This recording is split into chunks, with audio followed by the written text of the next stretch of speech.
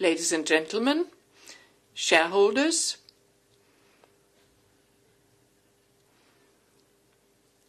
I wish you a pleasant morning and assume the chair in my capacity as chairwoman of the Supervisory Board, and I herewith open the 146th Annual General Meeting of Wienerberger AG.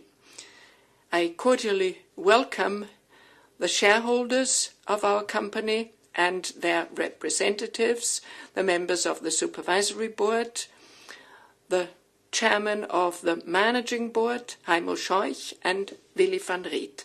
As our guests, I welcome Lieve van Utterbeek as representative of the auditor, KPMG Austria GmbH, as well as the representatives of the media. Bernhard Kirchel, a public notary in Vienna, will certify the decisions taken by the AGM and monitor the voting procedure. I should like to point out that an audio record will be made of today's AGM to support the minute-taking. This record will only be available to the public notary. The AGM is conducted in German but simultaneously interpreted into English. Headsets are available at the entrance to the room.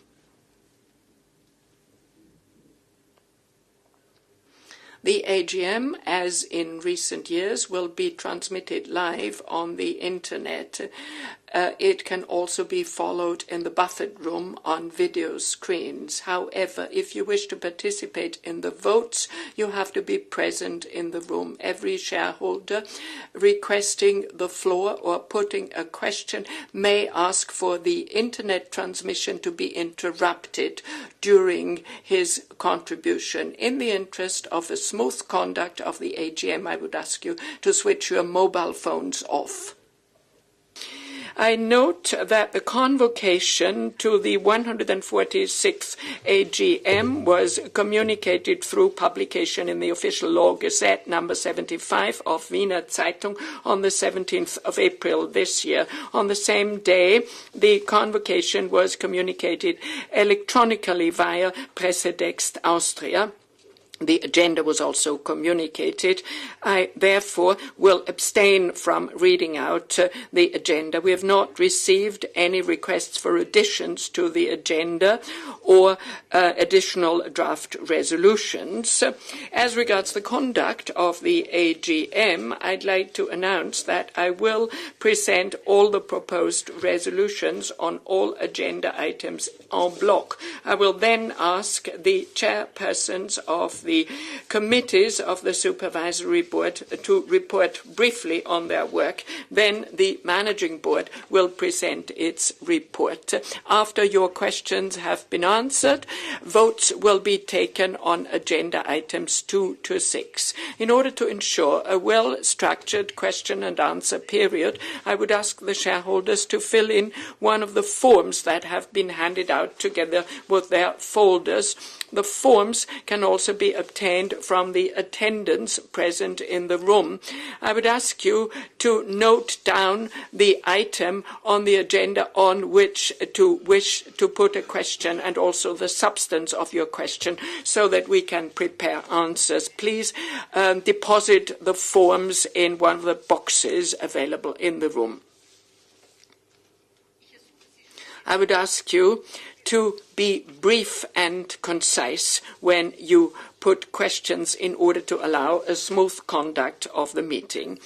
I herewith note that 1,239 shareholders worth 62,642,090 shares, that is 53.3% of the share capital, have registered for the AGM and presented their deposit certificate. Every share carries one vote. Votes will be counted according to the subtraction method. In my capacity as chairperson, I reserve the right to modify the voting mode if necessary. If you wish to leave the room and even if it's only for a short time, please check out by means of your voting card. You will then be registered as absent. When you re-enter the room, you will be checked in again by means of your voting card. While we are voting, please do not leave the room. I would also like to point out that the buffet will be opened at 12:30. Please show your guest card or your voting card when you enter the buffet room. I would now move on to the agenda of today's AGM. Item 1, presentation of the approved annual financial statements for the 2014 financial year and the review of operations for the company, which was combined with the review of operations for the group, the corporate governance report, the consolidated financial statements for the 2014 financial year, and the report of the supervisory board on 2014.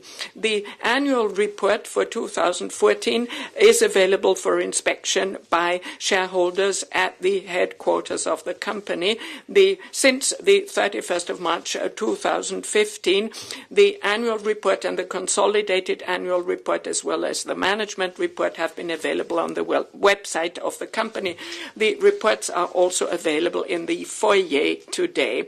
The annual accounts prepared by the managing board for 2014 and the consolidated financial statements drawn up according to IFRS have been audited by KPMG and have received an unqualified audit opinion. The auditors have also confirmed that the management report of Wienerberger AG is in accordance with the statutory annual financial statements as well as the consolidated financial statements, and that the company has drawn up a corporate governance report according to the relevant provision of the law. The audit committee of the supervisory committee has examined the audit reports submitted by the auditors for 2015 and recommended its approval to the supervisory board. At its meeting on the 27th of March, the supervisory board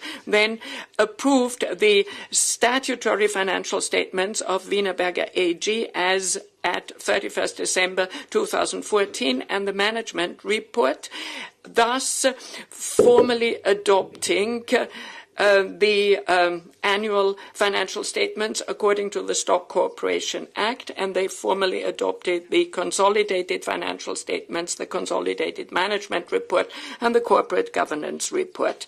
The supervisory board, during the year under review, had 7 meetings and 1 teleconference. The audit committee had 4 meetings. The Personnel and Nomination Committee had 3 meetings. The Strategy Committee met 4 times.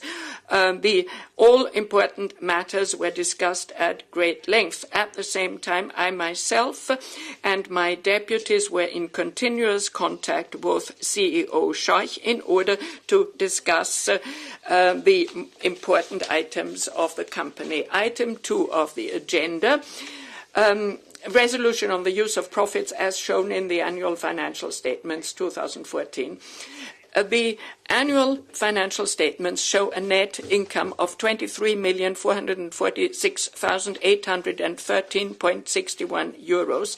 The proposal of the managing board and the supervisory board regarding the distribution of the net profit is as follows. The managing board and the supervisory board recommend that the annual general meeting approve a dividend of 0.15 euros per share. That is a total dividend of 17,629,014.60 euros on issued capital of 117,526,764, less a proportional amount of 85,543 Point 35 for treasury shares for a total distribution of 17,543,471.25 from retained earnings of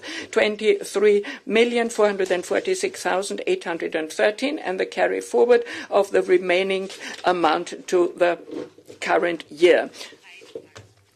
The ex-dividend day is the 29th of May. Item 3 on the agenda, granting a discharge to the members of the Managing Board. The Managing Board and the Supervisory Board recommend that the Annual General Meeting formally approve the actions of the persons who served on the Managing Board during the 2014 financial year. Item 4. Formally approving the actions of the members of the Supervisory Board. The Managing Board and the Supervisory Board propose the following. The Managing Board and the Supervisory Board recommend that the Annual General Meeting formally approve the actions of the persons who served on the Supervisory Board during the 2014 financial year. Item 5 on the agenda. Election of the auditor of the annual financial statement, the statutory financial statement, and the consolidated financial statements for 2015. There is a proposal by the Supervisory Board, which reads as follows. The Supervisory Board recommends to appoint KPMG Austria GmbH to audit the annual financial statements and consolidated financial statements for the 2015 financial years. We have received a letter from KPMG according to Article 270 of the Company Code, and it shows that there are no concerns about bias, so that KPMG can audit the accounts. Next item, point 6 on the agenda. The proposal reads as follows. The Supervisory Board recommends that the Annual General Meeting approve an increase in the size of the Supervisory Board of Wienerberger AG within the limit of 10 members defined by the Articles of Association by one person to a total of 8 members. I would like to mention that the Supervisory Board consists of 7 members elected by the Annual General Assembly. Of these, 4 members have arrived at the end of their mandate. Mr. Fink, Mr. Nograsek, Dr. Rasinger, and I myself, and they will leave office. Therefore, we have to elect 5 members to the Supervisory Board in order to reach the number of 8 persons. The Supervisory Board proposes or recommends to elect the following persons for the term defined in the Articles of Association. Dr. Regina Prehofer, re-election. Dr. Wilhelm Rasinger, again, re-election. Dr. Miriam Meyer, this will be a new election, and Mrs. Caroline Gregoire Sainte-Marie. The Supervisory Board also recommends to re-elect Mr. Harald Nograsek up to the end of the Annual General Meeting that will resolve on the annual financial statements 2016 because as of 2017 there would be concern about bias. I would like to point out that the CVs of the candidates for the Supervisory Board to be elected today and a statement of impartiality have been available on the website of Wienerberger since April 17th, 2015, and they are also part of your documentation. The 2 ladies will introduce themselves. Now let me briefly talk about the remuneration of the members of the Managing Board and the Supervisory Board for 2014. Wurden Insgesamt Last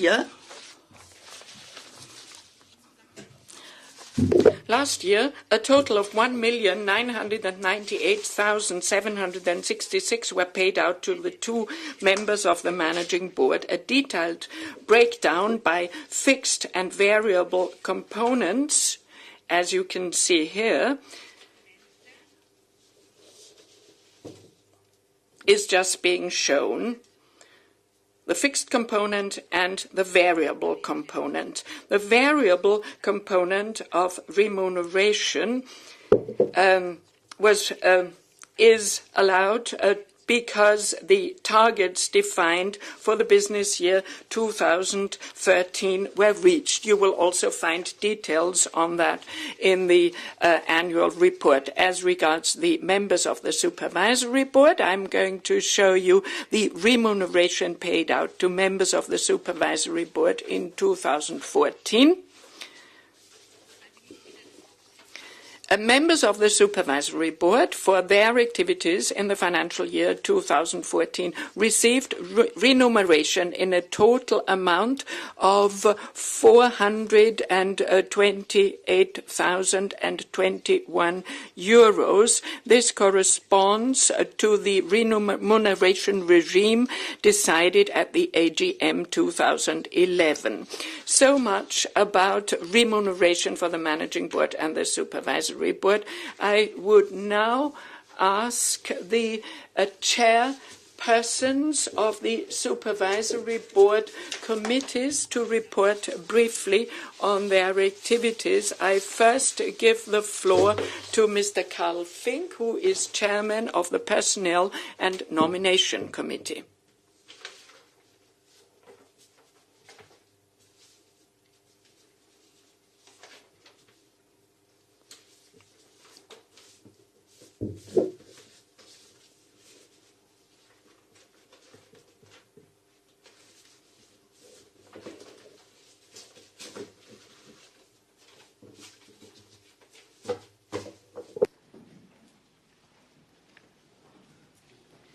Sehr geehrte Ladies and gentlemen, I'm Karl Fink, and in my capacity as chairman of the Personnel and Nomination Committee, I would like to give you an overview of our work in the year under review.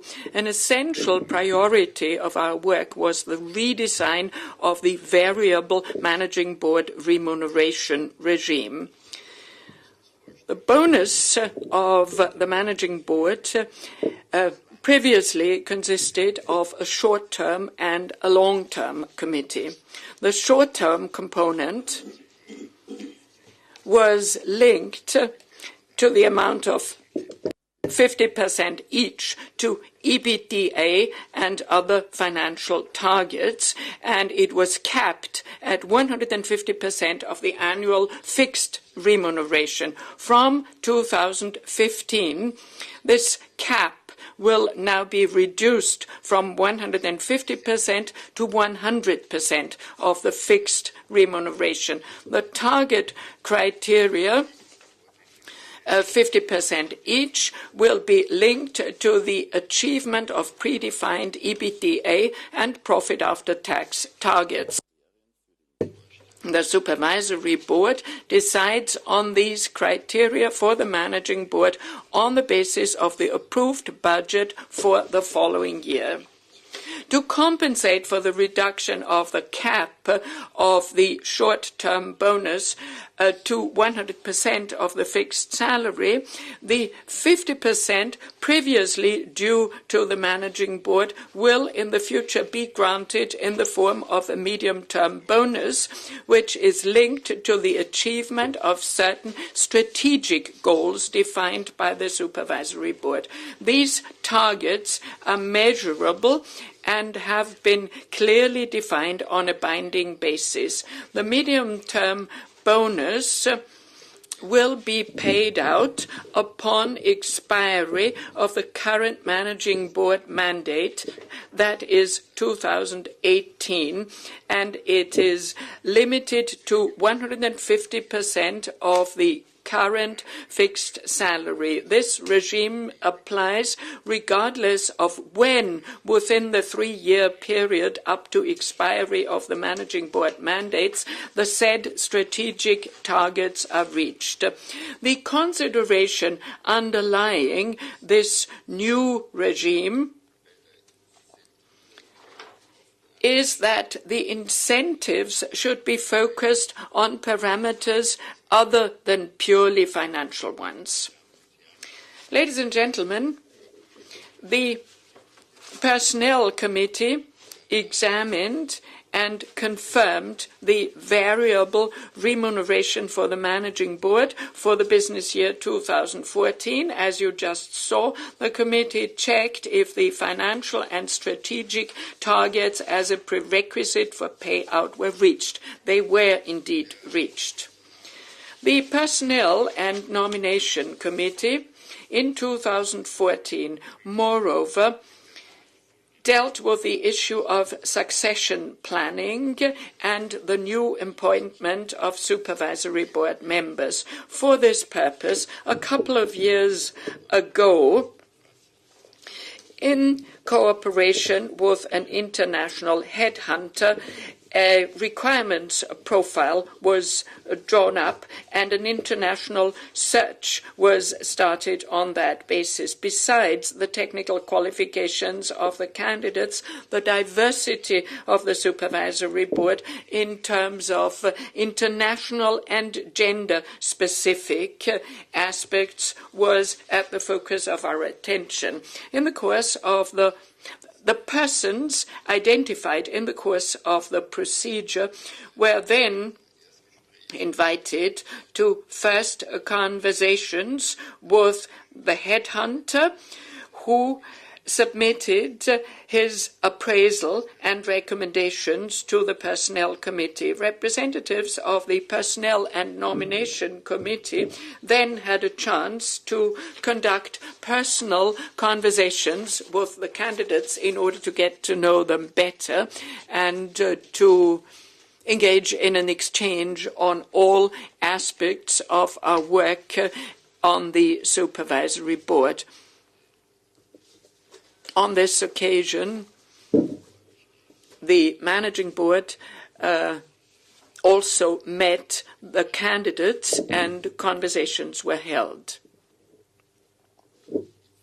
In February 2015, the Personnel Committee decided to recommend the two ladies who are standing for election today to the Supervisory Board as a proposal for election for today's AGM. The Supervisory Board adopted this proposal on the 27th of March.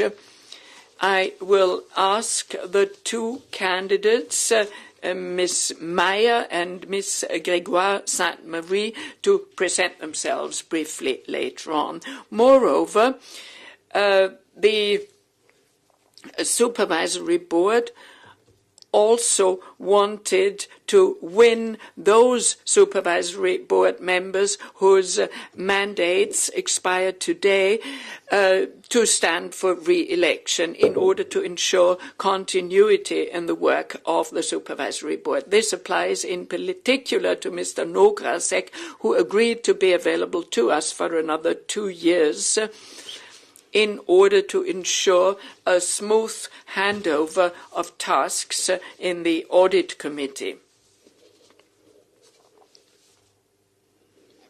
Finally, I should like to use the occasion to bid you farewell after 9 very interesting and intensive years, challenging years,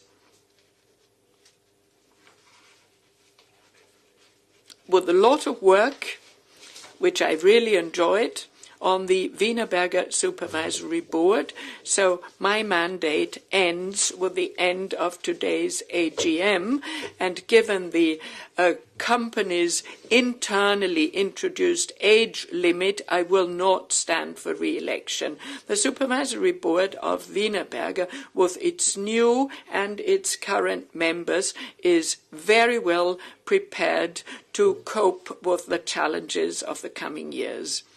I should like to thank our chairwoman, Ms. Prehofer, my colleagues on the Supervisory Board, and the Managing Board of Wienerberger AG for a professional and successful cooperation. And I wish you and our company all the best for the future.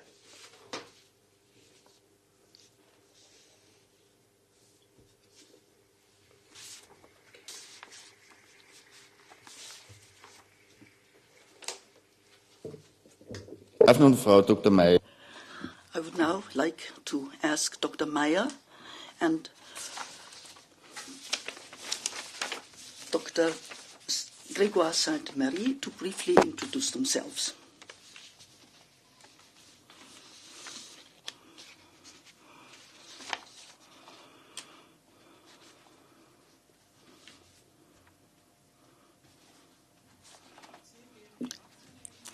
Shareholders, Madam Chair, members of the Managing Board, my name is Miriam Meyer, and it is a special honor and pleasure for me to stand here today and to have the opportunity to briefly introduce myself. I was born in Switzerland, in the Wallis region, in the midst of the Alps. I studied at ETH Zurich. I studied mechanical engineering, and I was the first woman in Switzerland to get a Master of Science in mechanical engineering.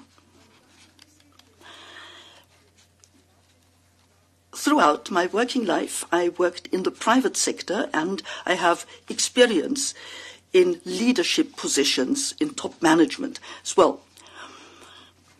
I worked in different areas, in the aerospace industry and also in the machine industry. Throughout this time, I could work for companies like Swissair, Hoffmann La Roche, and RUAG Aerospace.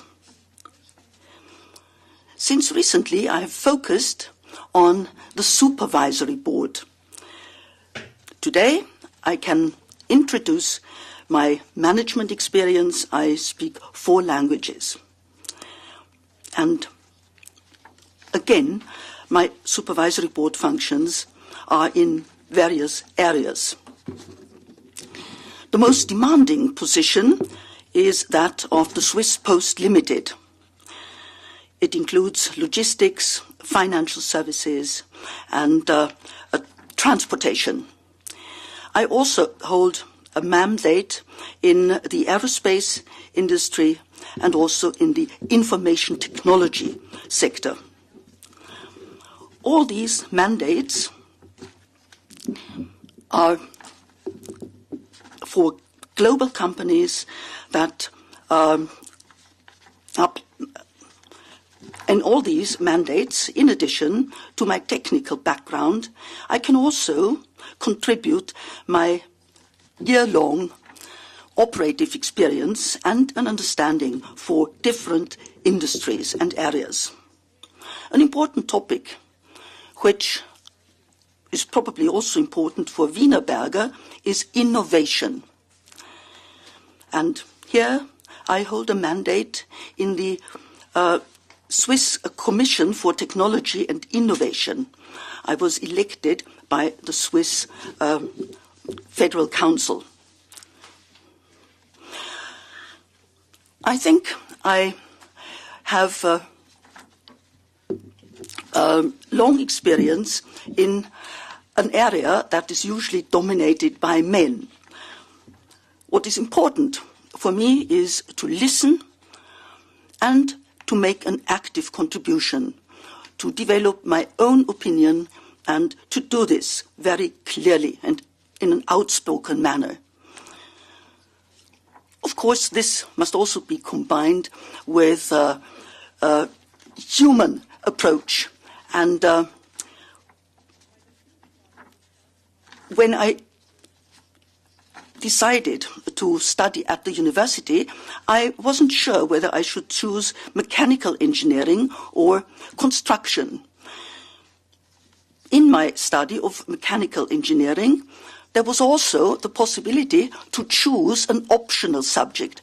And you won't be surprised to hear that I chose construction engineering. So I'm all the more happy to have been nominated or proposed for the supervisory board of Wienerberger. I can confirm that in addition to the other supervisory board mandates that I hold, I will contribute all my efforts to the supervisory board of Wienerberger, and if elected, I will be glad to accept this position. I'm looking forward to making a contribution on the supervisory board of Wienerberger. Thank you very much for your attention.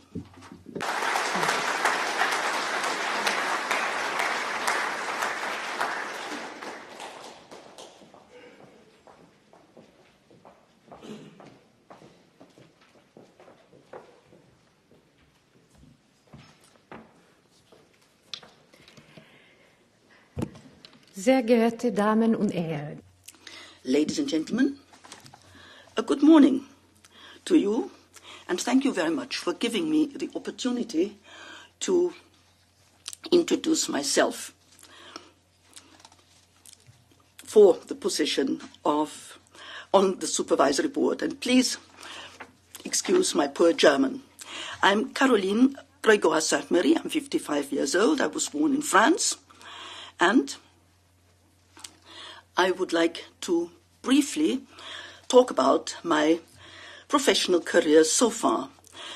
I was trained at the Institut d'études politiques de Paris, and I studied commercial law at the University of Paris. And I spent almost 20 years in the financial sector for Volkswagen and Lafarge.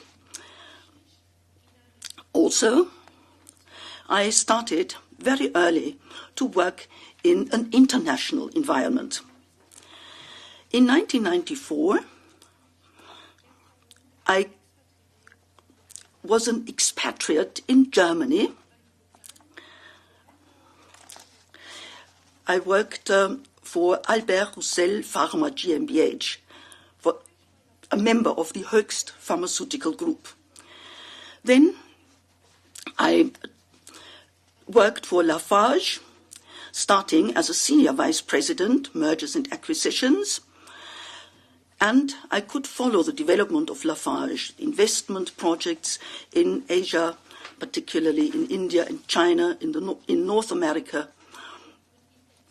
and I participated in these projects very actively. And between 2004 and 2007, again, I was an expatriate, and I became the CEO in Germany and the Czech Republic of Group Lafarge. Afterwards, I decided to continue my career as a president and CEO at Tarmac France and Belgium, a member of the Anglo-American PIC Group, which focuses on the development and sale of construction material and concrete prefabricated parts. After the sale of Tarmac in 2009, I became CEO at France Bonhomme. France Bonhomme has 400 sales outlets and is the market leader in France, selling plastic pipes, particularly to private and commercial and public buildings. Since 2011-12, I've been a member of the Nomination and Remuneration Committee and Audit Committee of Groupama. Groupama is a leader of cooperative insurance companies in Europe. An engineering company. I'm also independent director and member of the Technology Committee of FL Smith.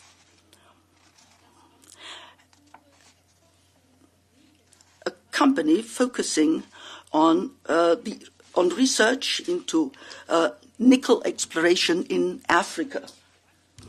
And I've also become an advisor to the board of directors and member of the audit committee of Safran until 2015. Because of my international operational experience in corporate governance, I'm confident that as a member of the supervisory board of Wienerberger, I will be able to play an active role and make an active contribution.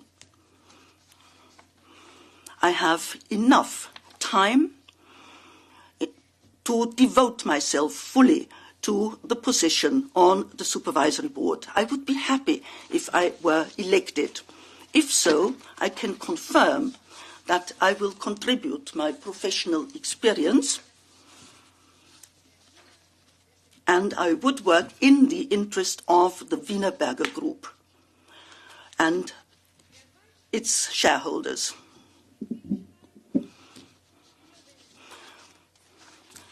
Wienerberger is a company that has managed to develop continuously and to meet everyday demands and challenges on a difficult market. This is admirable. If elected, I will be proud to accept the position.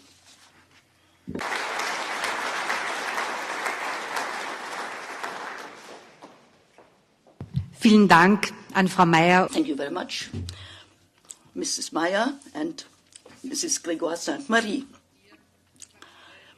I would like to take this opportunity to thank you, Karl, for your activities. Karl Fink mentioned that he was a member of the supervisory board of Wienerberger for 9 years. Since April 2006, he has also been a member of the personnel committee. Since 2012, the deputy chairman of this committee, and since May 2013, he was the chairman of the personnel committee. He was also a member of the strategy committee, and between May 2013 and May 2014, he was deputy chairman. And finally, he focused on the personnel committee. I would like to thank you very much for the excellent cooperation, and I'm sure that I'm speaking on behalf of all the members of the supervisory board and also the managing board. I would like to thank the shareholders for giving Karl Fink a round of applause, and I would like to join them. All the best for the future, Karl, and I hope that we will stay in touch. Thank you very much.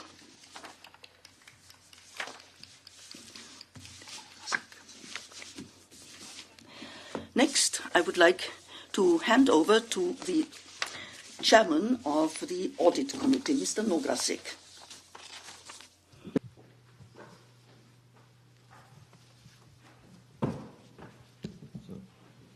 Schönen guten Morgen meinerseits, sehr geehrte Damen und Herren. Nach den charmanten und auch sehr interessanten Vorträgen beider Damen ist es jetzt natürlich ein bisschen schwer, hier mit einem Bericht über den Prüfungsausschuss anknüpfen zu können. Ich werde es trotzdem machen und kurz und bündig hier einen kurzen Überblick über unsere Tätigkeit geben. Die ersten beiden Sitzungen des Jahres 2014 standen naturgemäß im Hinblick auf den Jahresabschluss 2013. Dabei wurden die Abschlussberichte sowie der Managementletter des Abschlussprüfers eingehend behandelt. Die Empfehlungen aus dem Management Letter 2013 wurden and the results have been presented. The committee also dealt with the report by KPMG. The activities of the managing board were considered to be effective. Effective means that risks are identified adequately and are managed in an efficient manner. The final audit did not raise any concerns regarding the accounts. The report of the auditors was supplemented by the corporate governance report and the observation of all rules regarding the Austrian Corporate Governance Code. The Audit Committee decided to recommend to the Supervisory Board to approve of the statutory accounts and consolidated financial statements.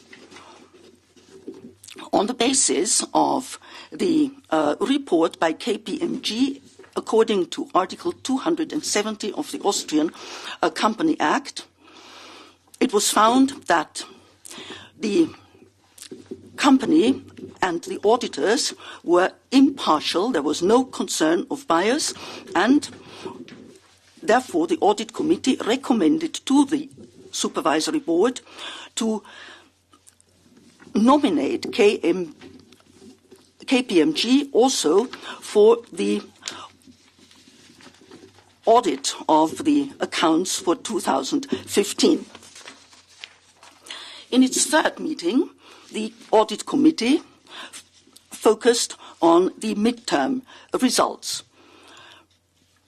The internal audit provided the reports and the findings in the group-wide audit plan were implemented. The internal audit analyzes and audits the effectiveness of internal audits and also operative risks. In the fourth and final meeting of 2014, KPMG presented the final audit. The fee was similar to that of last year. You can read the details in your documentation. As part of the statutory annual accounts and the consolidated financial statements, special attention was paid to the impairments. A special meeting took place for this purpose, and this meeting was used to discuss the issue with the auditor. Finally, I would like to hand over to our partner, Frau van Utterbeek, who will address you briefly. Thank you very much.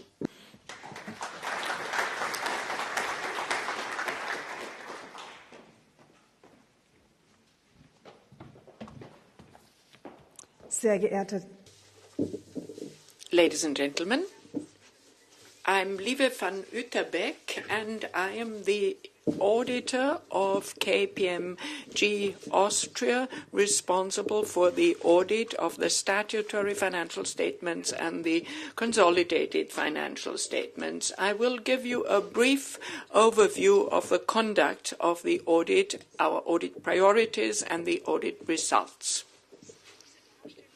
This diagram shows that right after our appointment as auditors in May 2014, we started to plan the audits and to define our audit strategy.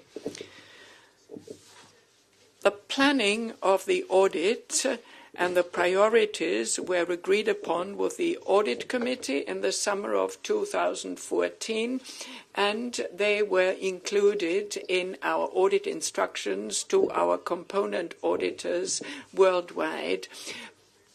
Preliminary audits in the individual companies and countries began in the autumn of last year. In December, reports were submitted, and we discussed the results in great detail with the Managing Board and the Audit Committee. In January, we had continuous meetings with the management of the Wienerberger Group, and as you heard from Mr. Nograsek, we discussed the priorities of the audit in several sessions with the Audit Committee in February. On the 25th of February, we issued an unqualified audit opinion. A very important point in audit planning is the decision on the scope of the audit. The scope of the audit is redefined every year. The basis for the definition of the scope of the audit is the materiality of the individual companies and the risks they represent. We have three types of audits that determine the intensity and depth of the audit. 98% of the assets and 86% of net sales are covered by a full scope audit, which means that the companies are fully audited as far as their reporting activities are concerned. Specific audit procedures are performed on individual special risk areas, and the remaining companies are covered by a desktop review. The 114 companies mainly concern smaller companies. The scope of the audit is redefined every year to make sure that sufficient assurances can be given within the framework of the group audit. The audit priorities are also defined within the framework of our audit planning process. There are a number of priority areas. I'd like to single out three of them. First and foremost, an assessment of the impairment tests carried out by the Managing Board within the framework of the presentation of the financial statements. A second priority is the valuation of fixed assets, and a third special priority this year was the acquisition of the Tondach Group and the first time full consolidation of the Tondach Group. The result of our audit, as you may have read in the report, is an unqualified audit opinion that was issued. There were no unadjusted audit misstatements after the completion of our audit. In addition to the consolidated financial statements, we also audited the statutory financial statements, and there again we issued an unqualified audit opinion. Moreover, an independent assessment of the effectiveness of risk management was performed pursuant to Rule 83 of the Austrian Corporate Governance Code. We audited the corporate governance report pursuant to Section 96 of the Stock Corporation Act, and we carried out specific audit procedures concerning the remuneration of the Managing Board and the Supervisory Board. In our management letter, in fact, we saw that most of the recommendations from previous years had been implemented and there were no new issues this year. The scope of the audit is as follows. Altogether, together with the network of component auditors of KPMG. We took 19,000 hours to audit the consolidated financial statements. The audit fees were 1.8 million euros. Fees for audit-related services were 351,000 euros. Most of it incurred in connection with the issue of the hybrid bond. There were also fees for tax services in the amount of 89,000 euros and fees for other services performed worldwide in the individual countries, adding up to a fee of 281,000 euros. Thank you very much. This ends my report.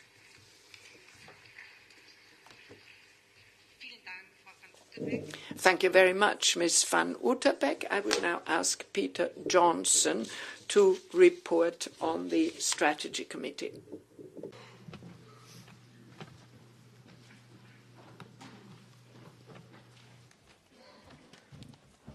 Thank you, Regina.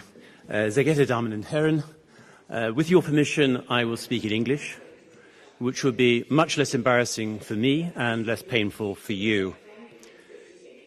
I am Peter Johnson, and as Chairman of the Strategy Committee, I'd like to give you a summary of the committee's work during 2014, and I shall be as brief as I can.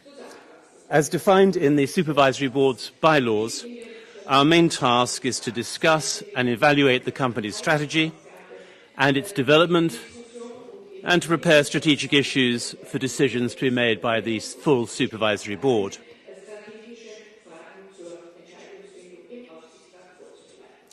In 2014, as in previous years, we fulfilled our role by reviewing potential acquisitions and disposals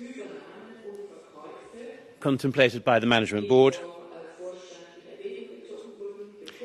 including thorough analysis of any expected costs and benefits affecting Wienerberger. In each of our 4 meetings, the committee received detailed reports by the Managing Board on the status of ongoing M&A projects, the most prominent of which, of course, was the acquisition of the outstanding 50% stake in Tonda-Kleinstetten. We also analysed Wienerberger's operational performance, including regularly benchmarking our own performance against our major competitors in the building materials industry. We also monitored the strategic development of individual operating units to achieve a better understanding of certain of our business areas. On several occasions, we invited the heads of the key business units and corporate services to report to the committee. On behalf of my colleagues on the committee, as well as myself, I would like to add that we very much enjoyed the fact that our discussions were comprehensive, constructive, and especially very open with Managing Board. And I'd like to thank them for their preparedness to answer our very many questions. Thank you.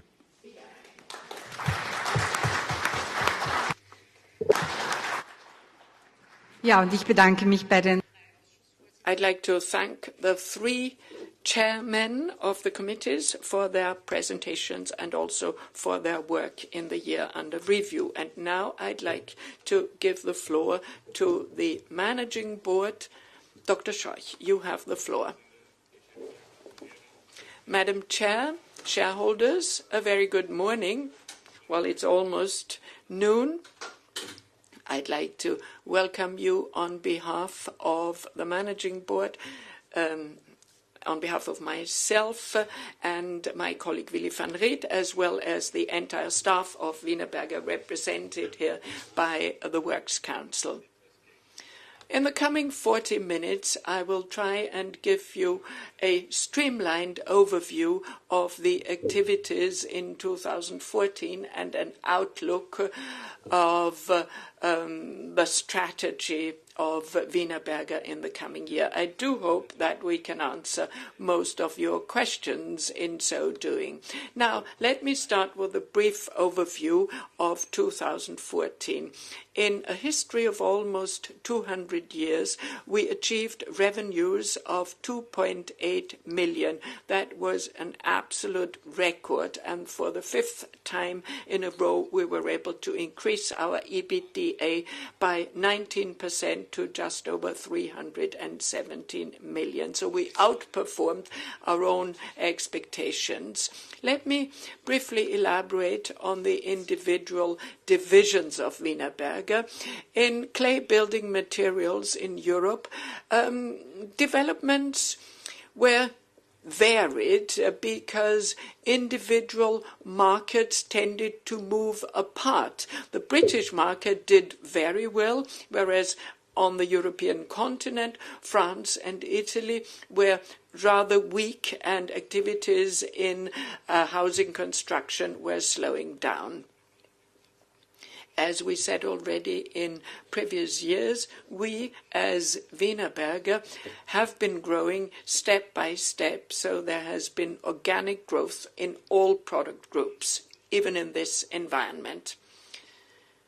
An essential point concerns our savings and our cost optimization measures. We have 203 plants at Wienerberger, and we are continuously optimizing our plants to make them even more efficient. An essential and strategically important milestone for Wienerberger was the takeover of Tondach Kleinstetten, a leading company in the field of clay roof tiles in Central and Eastern Europe, 14 sites in 8 countries. So Wienerberger has obtained a strong leading position in this area as well. Roofing, given the strong focus on renovation, is a very important segment, and I will come back to that later. As regards pipes and pavers, at Semmelrock, which is a leading provider of concrete pavers, and Steinzeug-keramo, the company producing ceramic wastewater pipes, did well. We achieved good results there. As regards pipe life, business was mixed. We had a sound development business in Northern Europe, Norway, Finland, and Sweden. In the international project business, you will remember we told you last year that pipes are being supplied to major energy projects there. We suffered a slight decline because this is a field of business with very high margins, and therefore there was a slight decline, but that was compensated by steinzeug-keramo. North America, as you know, we've not been too happy about North America in recent years. It's a very difficult market, and housing construction is recovering slowly, but we have been gaining market shares as Wienerberger through our local activities. But we're still confronted with intensive price competition in this field. Here are the highlights of 2014. Cost cutting at Wienerberger has been completed. We have saved another 50 million. Over the past 5 years, we have reduced our overheads by 250 million. The acquisition of the controlling majority in Tondach Kleinstetten is a very strong strategic move. It has contributed towards an increase of revenues to just under 90 million. and 15 million in terms of EBITDA have been added. As regards group financing, we have succeeded in balancing the situation. We have divided our big 500 million hybrid bond, exchanging the 2007 bond against a 2014 hybrid bond, 272 million. That is, of course, with a lower coupon, a very successful transaction. And then in recent years, we've also always focused on reducing our debt level. The debt redemption period relative to cash flow has been reduced to 1.9 as of the end of 2014. So that's another substantial step forward. Impairment charges, I'm sure there will be questions about impairment charges, and my colleague will elaborate on that. All the impairments relate to acquisitions and investments made before 2009 within the framework of the old Wienerberger structure. We had to focus on fields of business that are not doing so well yet. America, first and foremost, a major impairment there regarding the takeover made there. Because the recovery is slower than expected and the price situation is not what we would like to see there. So we've taken these measures in order to communicate a clear message that we've done our homework. These are special charges, impairment charges of an accounting nature that result in a negative profit after tax of minus 170 million. But when you look at it from an operational point of view, then in 2014, we would have returned to the profit zone if it hadn't been for these impairment charges. In this context, and also in the context of the strong cash flow and the positive outlook for the coming year, we are proposing to increase the dividend to 0.15 per share. That is an increase by 25%, of course, from a low level. I'm fully aware of that, but we're going in the right direction, and in the coming years we hope to come to a more long-term orientation of our dividend policy. From today's point of view, we have to relate a dividend payment to the free cash flow. That is the cash flow that remains after investments and after payment of the hybrid coupon. We want to be within a range of 10 to 30% of free cash flow to be paid out. Now I hand over to my colleague who will present the results for 2014. Thank you very much, Jaime. The results for 2014. Satisfactory operational result, organic growth 4%, 3% in terms of volume, 1% in terms of price. So price increases have covered the costs of inflation, which was approximately 1.5%. In a low inflation environment, it's difficult to implement price increases. Nevertheless, we've succeeded. We have a slight negative FX effect of minus 1%, and Tondach, as Heimo Scheuch said, contributed 3% to the increase in revenues. So altogether, revenues increased by 6%.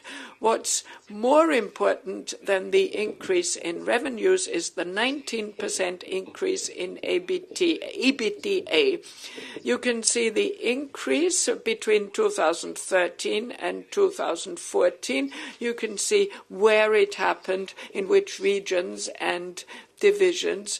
Western Europe, with the recovery in the Anglo-Saxon region, is clear, but we have difficult markets in France, Germany, and also in the Netherlands. 2014 was difficult. Nevertheless, it's a good performance. Eastern Europe, that is CBMEE, as it's abbreviated here, a 15 million contribution from Tondach is reported there, but even without that 6-month contribution from Tondach, we have got better thanks to an excellent performance in Russia still in 2014. Pipes and pavers, very stable and well balanced. The better performance in Eastern Europe,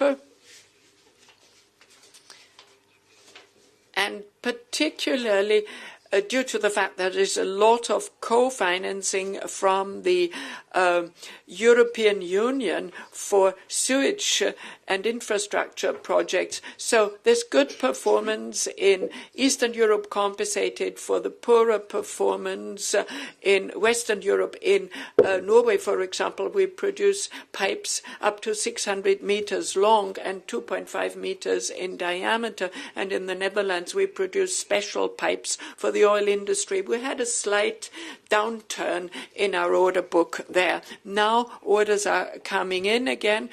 There have been certain delays in deliveries, but the situation in Western Europe differs considerably. There are poor markets like the French market, but also good ones. North America is not satisfactory. The results are weaker than the year before, against our expectation. This has been influenced by poor weather conditions at the beginning of the year. The eastern coast suffered in particular from a harsh winter, but nevertheless.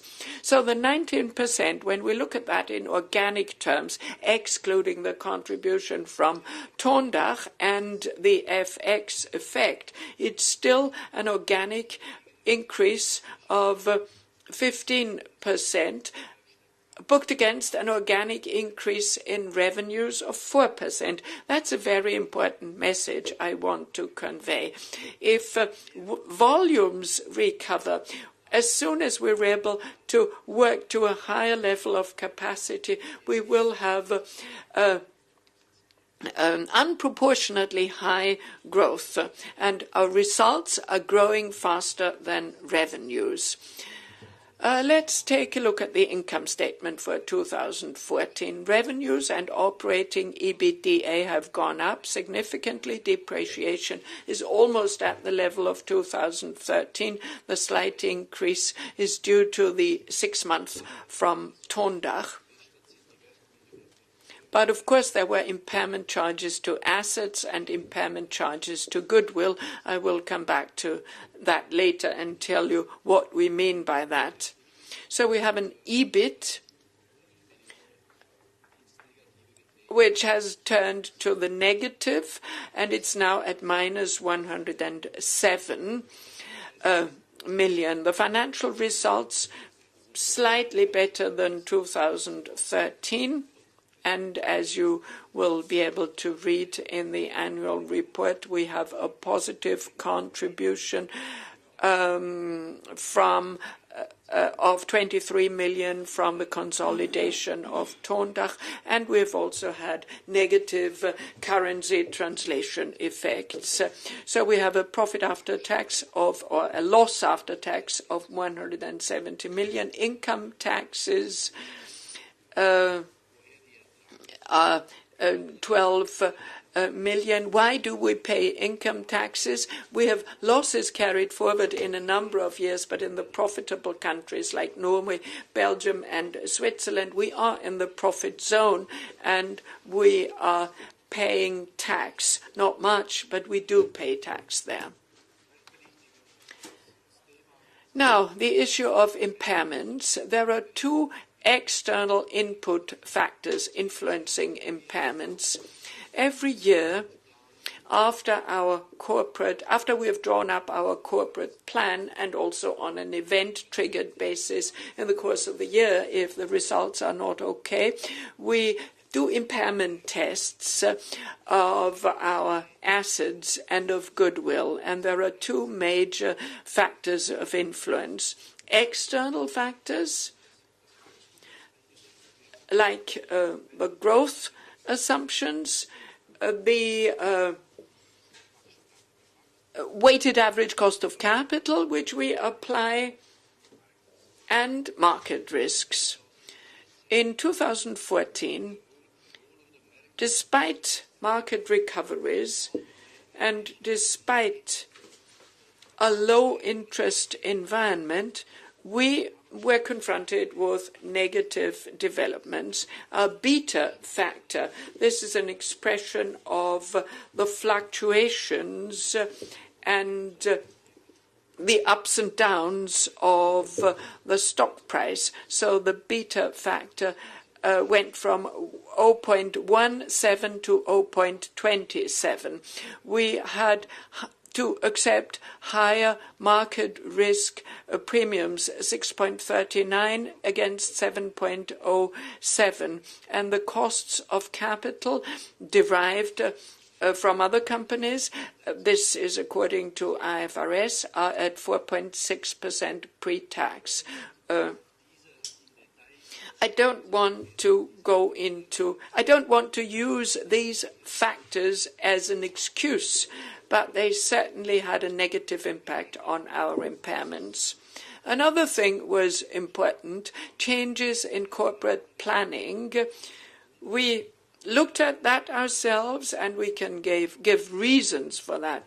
We believe in the United States. We still believe that in the longer term, the market will recover to a level of 1.5 million housing starts. But for a number of years, for 2 years really, everything is going much slower than we would have expected, and particularly in 2014, things were much slower. And there's been a pressure on prices, which started at the beginning of the year and continued throughout the year. So we had to adjust our medium-term planning to the new market expectations. Of course, you have to ask yourself, how do you react to how do you take measures to increase your earnings strength? You know that direct marketing is an important part of our U.S. business. We're going to adjust our distribution channels and remove costs or cut costs that way. The assets which we have in the United States had to be written down by 85 million. This is mainly a goodwill impairment on direct distribution, and 2 mothballed plants were finally shut down and, of course, had to be written down. That means another impairment charge of 15 million. Germany is our second biggest market in terms of revenues. Germany has never been the second biggest market in terms of profitability. Germany has always been a difficult market for Wienerberger. It will never be our top market, but still, it's an important market in Europe for us. And in 2014, the development was weaker than expected. Germany is still 20% below the new housing starts of 2007. Why is it so difficult for us in Germany? Germany increased slightly in 2014 because of building construction. These are mostly multi-story buildings in cities and mostly made of concrete. With bricks, you can go up to 8 stories, so we just can't keep up with these high-rise buildings, and we expect a slight decline in the construction of single and two-family homes. Therefore, we are adjusting our organization in order to generate higher earnings strength.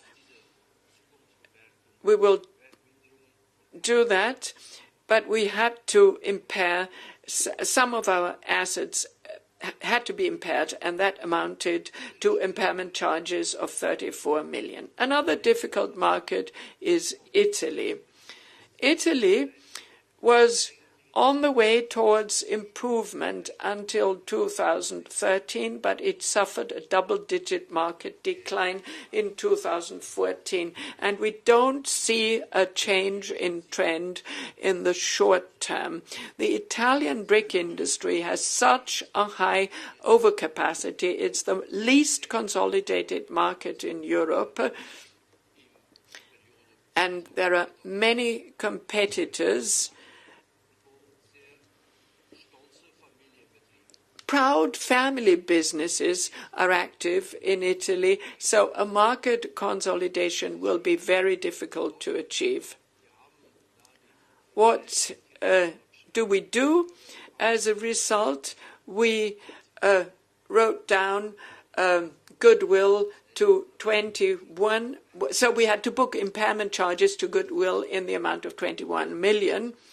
And impairment charges to assets in the amount of 23 million.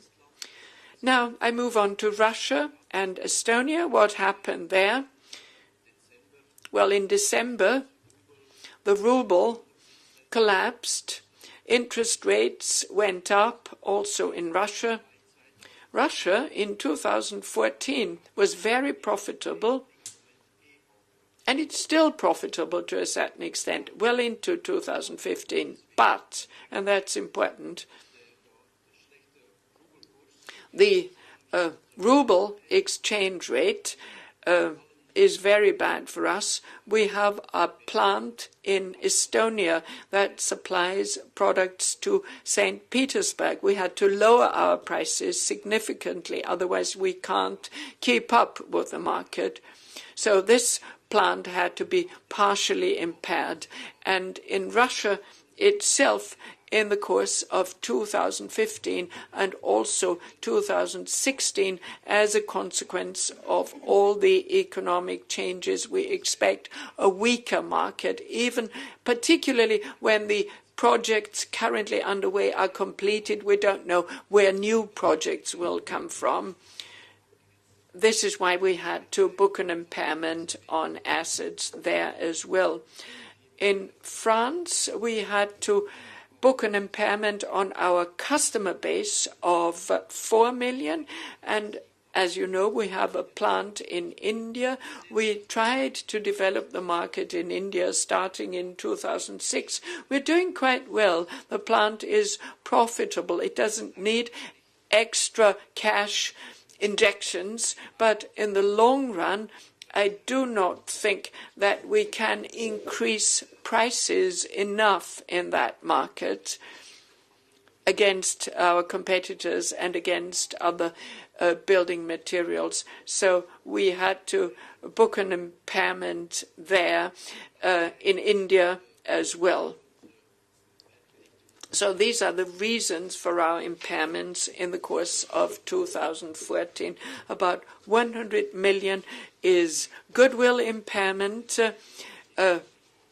100 million impairment of assets, that is our plants. There we do see a possibility of a recovery. The results one day may again be better, so we haven't written that off once and for all. Cash flow development. 2014, on the basis of a strong operational business, it was a positive year, plus 37% in gross cash flow. Impairments have nothing to do with cash because cash was flowing already before 2009. Working capital, we increased our stock by approximately 10 million. This is logical. If we want to sell more, we need higher stocks. And we need to have enough stocks for 2015. Normal capex, that is at a normal level if you compare that with depreciation of 200 million, it's approximately 60%, and divestments and others generated cash proceeds. So we have a free cash flow of 130 million compared with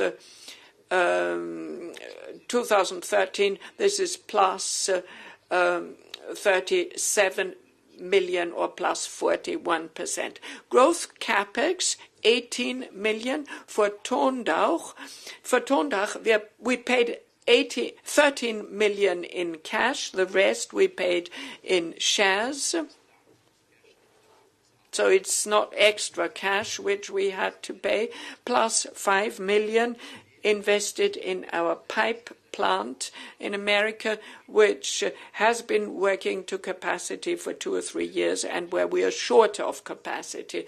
Dividend and hybrid coupon, 57 million payout. Why more than the year before?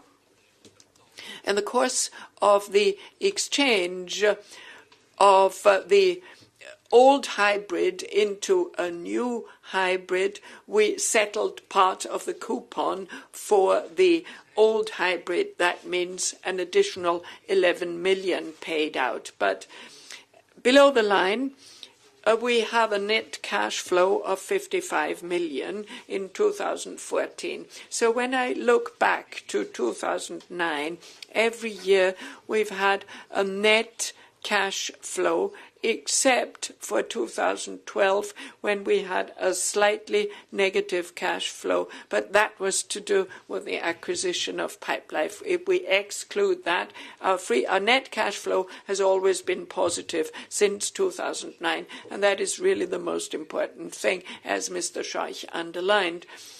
We went into the crisis with a high level of debt as Wienerberger, and our first and foremost goal was to reach a stable position. Development of net debt. Net debt has only gone up through the acquisition of Tondach. We've taken over Tondach's debt. Or part of Tondach's debt. If I were to exclude Tondach, we would have gone down in our debt level. As you can see, even the 23 million treasury stock which we used to pay for the Tondach acquisition. Here I'd like to add that the 1.9 million shares which we used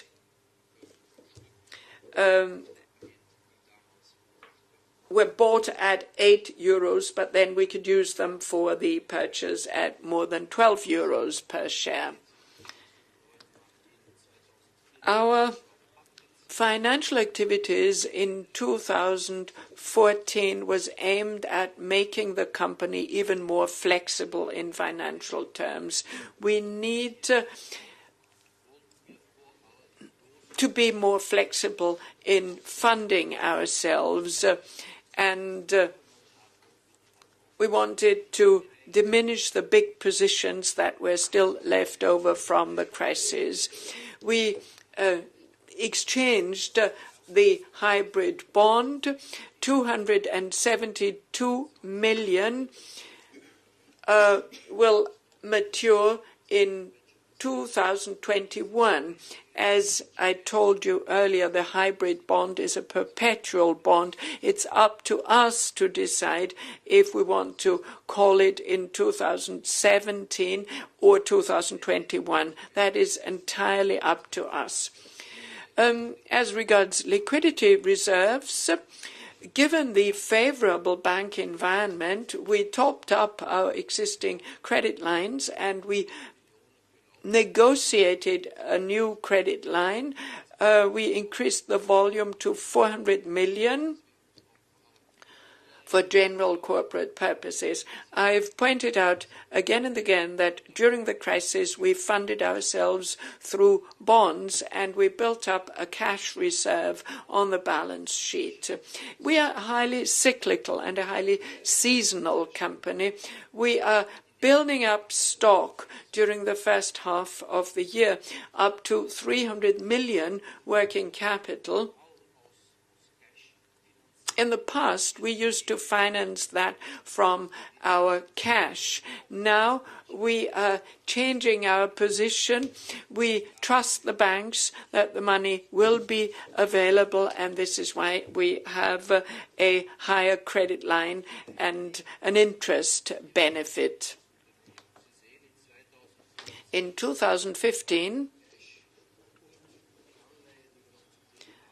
cash and the bond to be repaid plus balance each other out, and we have the 400 million credit lines. In the second quarter, we have already taken out smaller bank loans at very favorable interest rates that will help us bring the costs of credit down. The bond which we are repaying has a coupon of 5%. Currently, we can fund ourselves at between 1.3 and 1.5%, which is a considerable difference. In 2016, no major redemptions. 2017, the hybrid bond, but nothing else. In 2018, there is a bond outstanding of 500 million, a coupon of 5.25. And why don't we buy back the bonds? Simply because we can't do it. I can't force people to sell their bonds, and if I were to do that, I would have to pay even more for that. So it's really, if I wanted to buy something from you that you value highly, I would have to pay a lot for that. In 2020, we would be at 108%. I would have to pay back at the same value. This is something people don't want to be rid of. We wanted to be sure that financing is guaranteed, and we're going to repay gradually. And of course, if we issue new bonds, we will have to pay lower interest, substantially lower interest. This is how we succeeded in establishing a balanced financial position.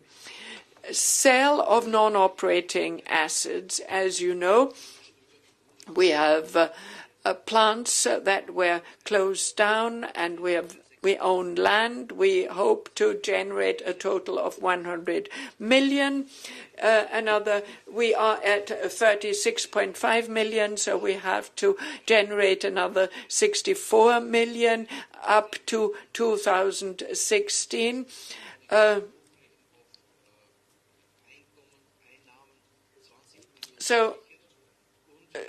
20 million are for sure, and we have a number of major projects in a process of either approval or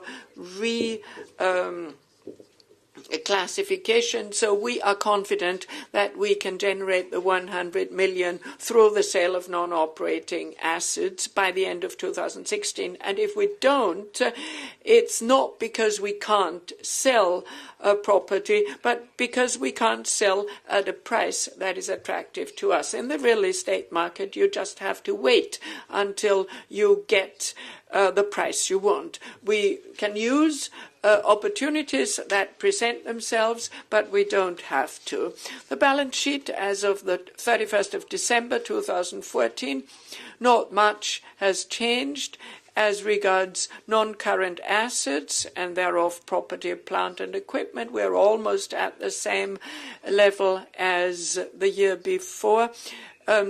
Goodwill has changed slightly. We still have 550 million of goodwill in our balance sheet. 400 million are from Western Europe and mainly from the roofing business. And the roofing business has an EBITDA margin of over 20%, even in the crisis, because the roofing business is a business that is based largely on renovation, with 60 million of Pipe Life, 60 million goodwill for Pipe Life and 80 million goodwill in the United States, because of the plants and not because of the sales activities. Our non-current assets also include a customer base of 100 million. I will come back to the development of our equity because, of course, the loss has been eating into our equity. We may recover some of the impairments, but the goodwill impairment cost us money in 2014. For long-term provisions, 100 million for pensions, and of course also guarantees for the recultivation of our clay pits.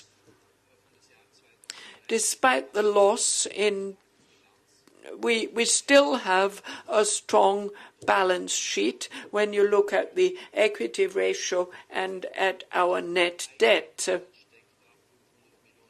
Equity does include 500 million hybrid bond, which according to IFRS qualifies as equity. But I've done my calculation. At 230 million could be exchanged in 2017. If we were to exchange them, the gearing would be 47%, but I haven't yet included the cash that we are going to earn in 2015 and 16. So we are well prepared, and we have and will have a strong balance sheet. Very briefly, the solo financial statement of Wienerberger AG, which is our holding company. It is the parent of the group, and it performs the task of a holding company. That is the strategic development of the group, strategic management of the business units, financing of the group, and corporate services. And some of these services are charged to other companies of the group. There are also the license fees for the use of trademarks, which we also charge to the countries, and certain corporate services are being performed for subsidiaries. Property, plant and equipment is quite stable, more or less the same as last year. The more important, however, is the income statement. We have a negative EBIT of 6.7 million. These are the costs to be borne at the holding level. This is management of the group, the financial results, 42 million. In the solo financial statements, we had impairments similar to the consolidated financial statements, but we have a positive financial results of 250 million, income from participations, and for the year we end the year of together with the profit carried forward from the previous year, profit before tax 23.2 million, and 5.9 will be carried forward to the new accounts. A few words about our dividends. We've always said we want to distribute a dividend.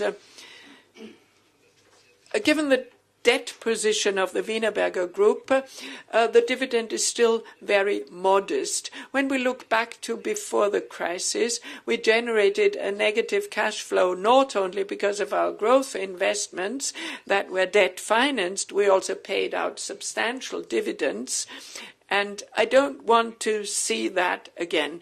That wasn't correct. It wasn't the right thing to do.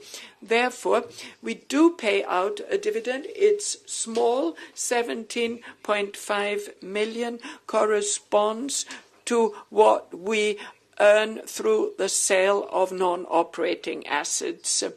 But we're only doing that if the free cash flow is right. The free cash flow is defined as the free cash flow after the hybrid coupon, and only if the liquidity planning is right and if we don't have any major growth projects coming up. 27th of May 2015 is the ex-dividend day, first day of payment, 29th of May. Very briefly, the Wienerberger share, Wienerberger on the capital market, from the 1st of January 2014 up to now, when we compare ourselves with our peers, you can read the names for yourselves.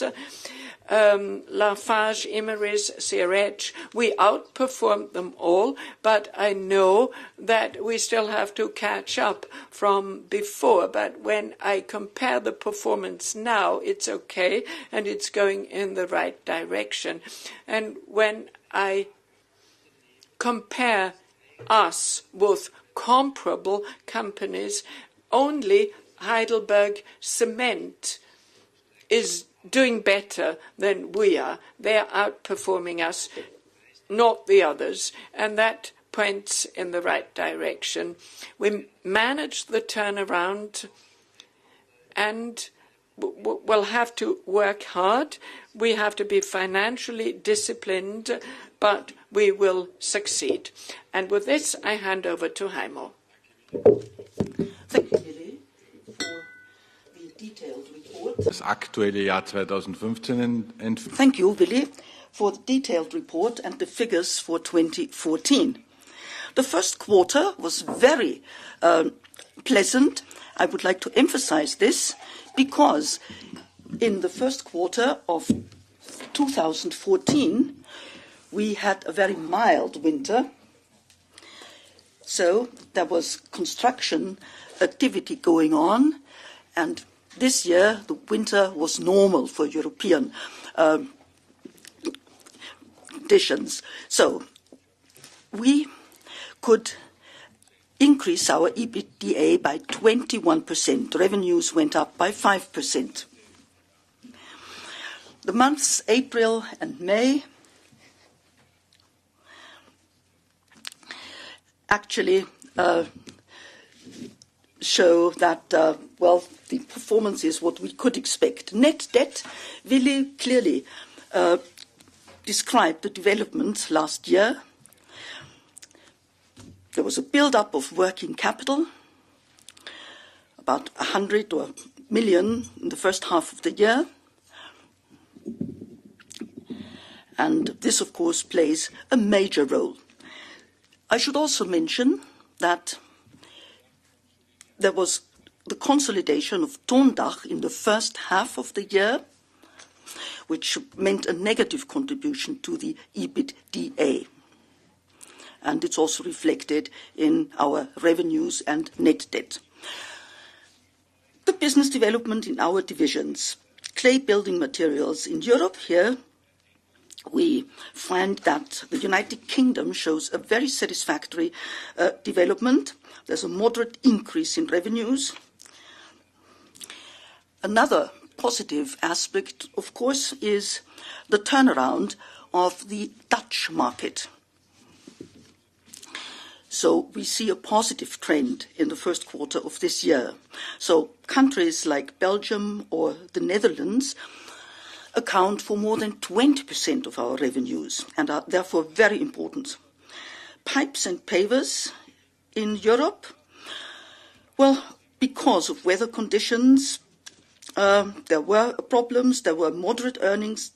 There was a moderate earnings decline at Steinzeug-keramo in Semmelrock, but this is due to weather conditions. We've already heard that plastic pipes show a very positive development thanks to international business. And our order books are full. And we find that for pipe life, there is organic growth, a very positive development also in Northern Europe. North America, here the situation has improved in the first quarter of the year, as Willy already pointed out. We reduced costs, but we find that the market is actually picking up. Unfortunately, prices remain at a very low level because there is competition and overcapacity on the American market.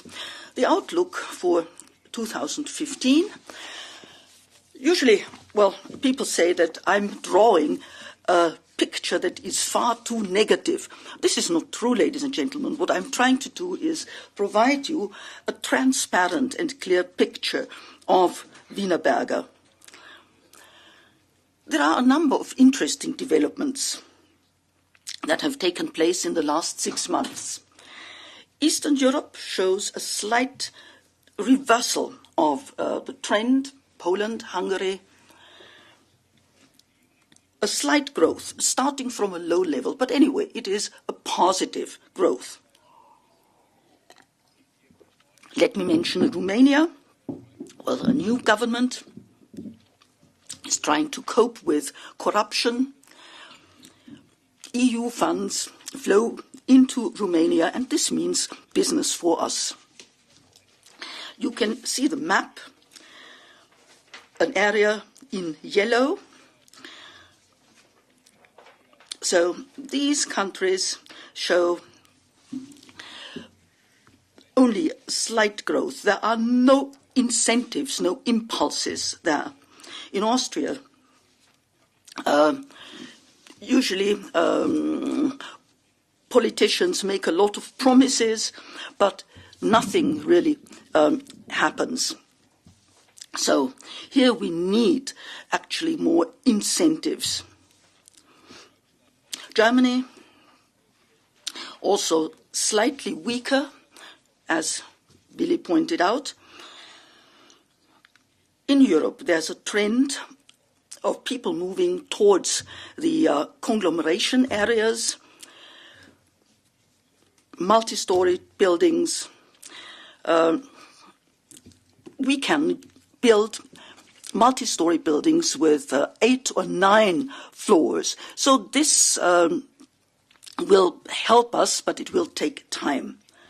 And as I pointed out, the French and Italian markets are negative. In North America, we expect a positive trend. When it comes to the RMI market here, we find that the situation is slightly better. And this also holds true for our pipe and roof tile business. Let me summarize. Clay building materials in Europe, we've seen an increase in costs, 1.5%, and we plan to increase prices by 1%.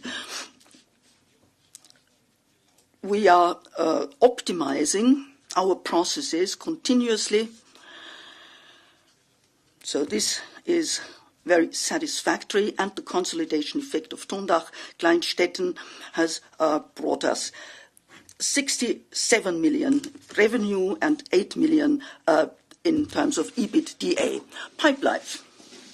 I've already mentioned that there's a volume increase in the Nordic markets. We are a bit worried about a shortage of raw materials, so there are a few supply problems, but we will try to manage this regarding in terms of prices, and we are confident that we can manage the situation and achieve growth in this area. Steinzeug and Semmelrock, here again we have already taken a number of measures which will help to improve our results in 2015, in the second half of the year. North America, including Canada, here we find that the situation has stabilized. So when it comes to prices, we expect that they will remain stable during the remainder of the year. Of course, we will try to increase prices here or there, but that also depends on competition. With the new production line in Arkansas, we will be able to increase our production. So much on the individual business areas. So altogether, we expect to have an EBITDA, a group EBITDA of 350 million. 8 million come from Tondach and 10 million from the sale of real estate, as Willy pointed out. The price-cost ratio, well, is quite good, 1% price increase and 1.5% cost inflation. And Willy has already mentioned the other aspects. Normal capex is 140 million.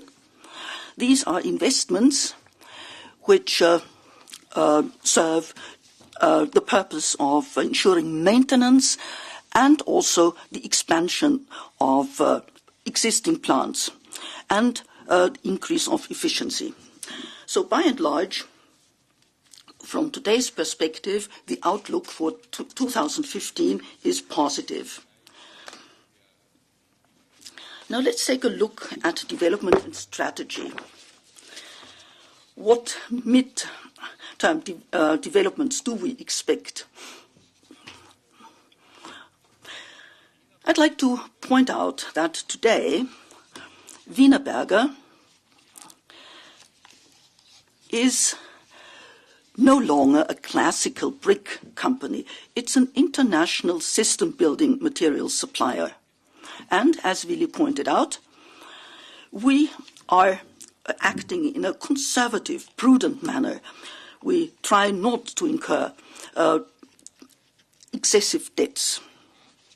Geographically speaking, you can see that Wienerberger has a strong base in Europe. Almost 90% of our revenues come from Europe, mostly the European Union. We also have a limited exposure in India, Russia, and Turkey. It's a small exposure, but we will try to expand it gradually. North America, 8%, which is fairly low, but again, here we do see an opportunity for expansion. As I've already mentioned, we no longer provide only bricks or roof tiles. We have also become a leader when it comes to pavers. So we have a clear strategy. We want to maintain our leading market position, expand and enhance our position in other countries. When it comes to plastic pipes, we are number 3 in Europe in terms of volume. In other segments, we are already leading. Ceramic pipes, for instance, we are number 1 in Europe. So much on the positioning of Wienerberger and our portfolio. Here you can see what our employees accomplish every year. 143,000 homes were built, 242,000 roofs, 470,000 kilometers of pipes were installed. So this is a very strong output, and we are gaining market shares. Now, when we try to look at the development in the last 5 years, originally we were brick-oriented, 1.6 billion revenues. Here you can see the revenues by product. So in the last 5 years, actually we grew by 70%, and we could build up a very strong portfolio. Even though some people are not too happy, I must point out that, of course, the growth rate for single and two-family housing starts amounted to 3.4%. And Wienerberger recorded an average revenue growth rate of 14.3%. This shows that our strategy is correct, and we are on the right track regarding the focus of our activities. And we are increasing the group EBITDA for the 5th time in a row. We have reduced fixed costs significantly. Also, there has been a reduction of holding costs. We could expand our business, 70% increase in revenues, and today Wienerberger clearly focuses on operational excellence.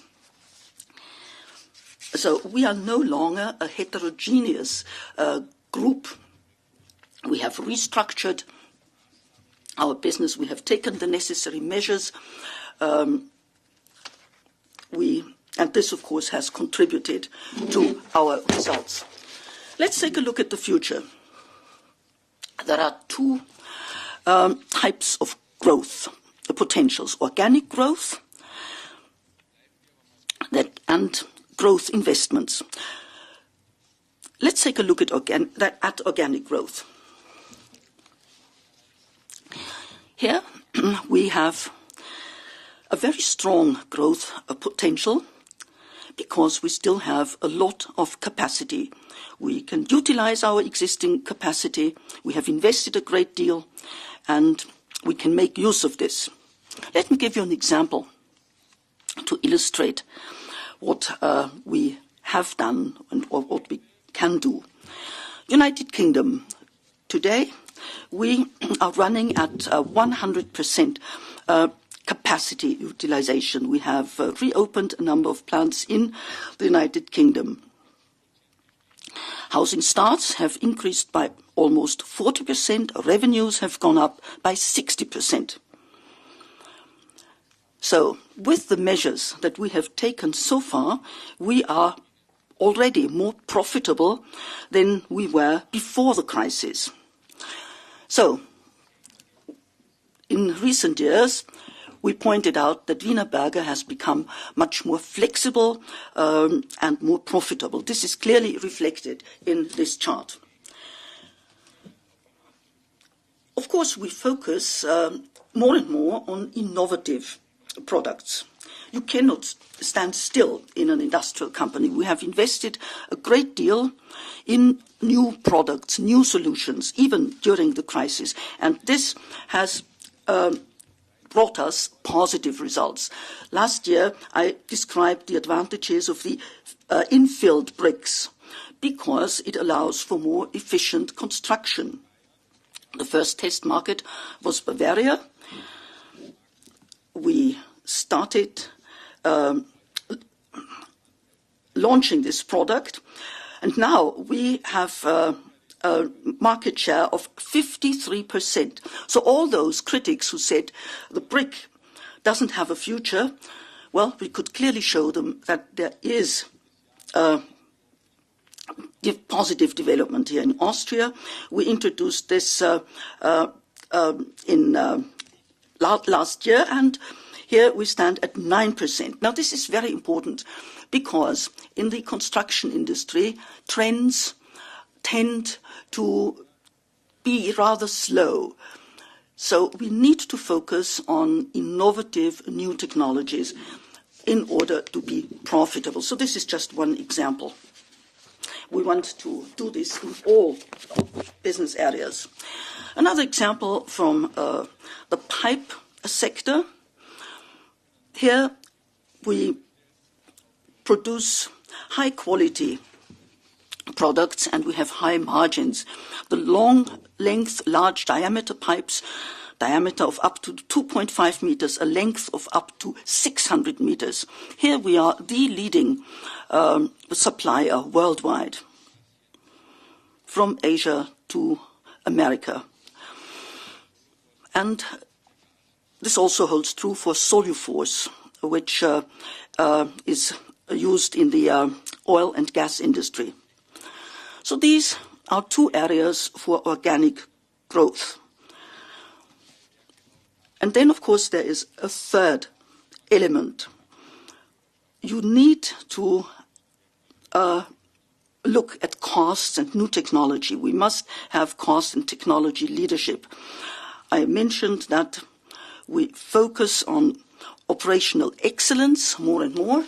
This means that we manage our plants efficiently and effectively. And this, of course, also holds true for the supply chain. We need a good and sound supply chain management. As you could see, we could reduce our working capital to 20%. During the crisis, it was 30%. So these are small but essential steps that enhance profitability, which we can achieve on our own. We don't need the market for that.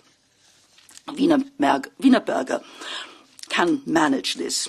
So it's a large number of small steps in the field of energy, new technology, and safety. Last year, 45 plants were included in the program, the plant improvement program. And today, or the target that we have for this year, is the implementation in another 110 plants. Now, a company that uses large amounts of energy, of course, has to focus on efficient energy use. It's different for pipes. Let's focus on bricks for the time being. Here, we must reduce energy use, and again, we are on the right track. We have a very ambitious goal. If we want to reach the goal, 20% reduction by 2020, we must, of course, also take several major steps, and we must focus on innovative new process technologies. So again, Wienerberger tries to improve the efficiency of energy use and also to reduce CO2 emissions. So much on organic growth potential, things that we can manage by ourselves. And then, of course, growth investments, growth projects. As we've seen in recent years, we are very selective when it comes to value-creating growth projects. We are very disciplined in this respect. We want to achieve a well-balanced portfolio, a diversification of our product portfolio, and we have clear financial criteria. We not only focus on new construction, rather we have also focused on renovation and infrastructure. A number of measures have been taken in recent years towards this end, and we want to expand our capacity also by way of acquisitions. Plus, there will be a broadening of our portfolio, and we also want to get a stronger position in some of the regional markets. So the group-wide CFROI target is 11.5%. So our idea is to create additional value for Wienerberger. So what have we done since 2010? You can see that all the steps that we've taken, steinzeug-keramo, Tondach, Pipelife, so we are clearly above the 11.5%. We intend to promote diversification further. The share of new residential construction has been reduced to 60%. Before the crisis, it was 80%. So we actually have a clear-cut strategy for all the business areas in the group. In the brick segment, we will focus on organic growth, of course. So organic growth for the clay building materials sector, and in Europe and North America, where we are market leader, we will, of course, also focus on consolidation and expansion of our production capacity. In the United States, we see organic growth potential. We have a very strong operational basis, and we want to achieve further growth. And we also expect consolidation of the market. Pipes and pavers. Here we see opportunities for further development, not in all the areas. Rather, we focus on the more profitable niches, and we will invest and thus achieve further growth. So in the pipe and paver sector, we will probably invest. We will have growth investments, whereas for the clay building materials, we will have more organic growth. So what are our medium-term goals? I've spoken about the time period 2010 to 2015. In 2015, group revenues will be above 3 billion. So this means another milestone in Wienerberger's development. We clearly want to reach 4 billion, the 4 billion mark. It's not going to happen next year, ladies and gentlemen. So you may wonder, when is it going to happen? And my answer would be, well, it will take between 3 and 5 years.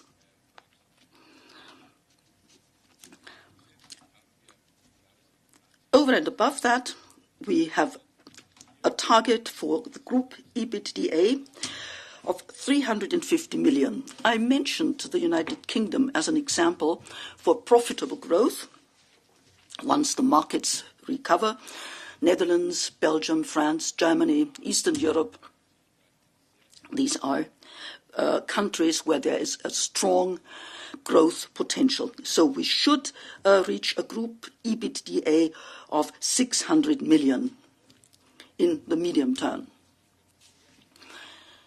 We will have profitable growth in the coming years.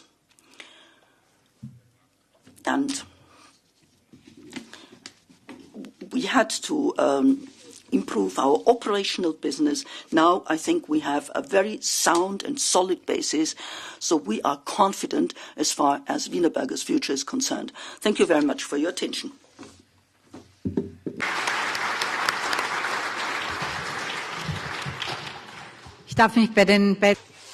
I'd like to thank the two gentlemen for their presentations, and I also thank the audience for their interest and attention. Now you have a chance to put questions to the members of the Managing Board, and I invite your contributions. I think a number of forms have already been filled in. Request to speak forms. Das ist Herr Dr. Michael Knapp, den ich als Michael Knapp is the first speaker, and then Mr. Staller.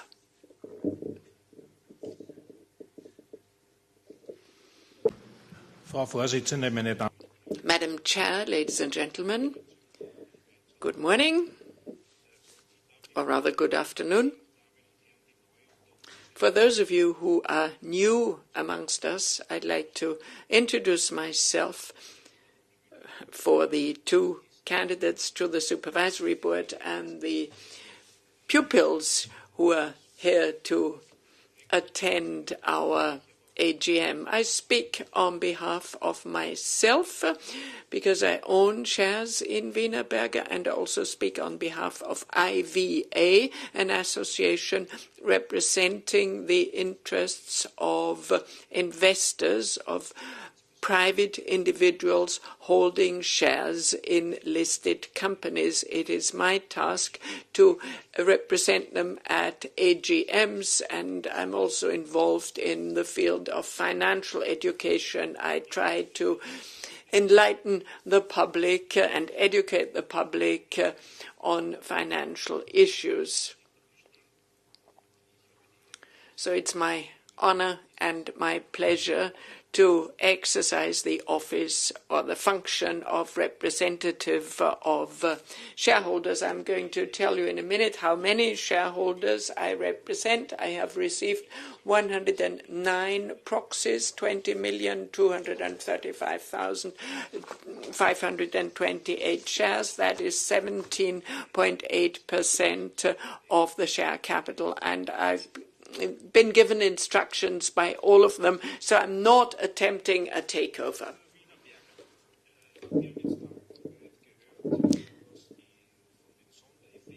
Well, we've heard about the goodwill impairments.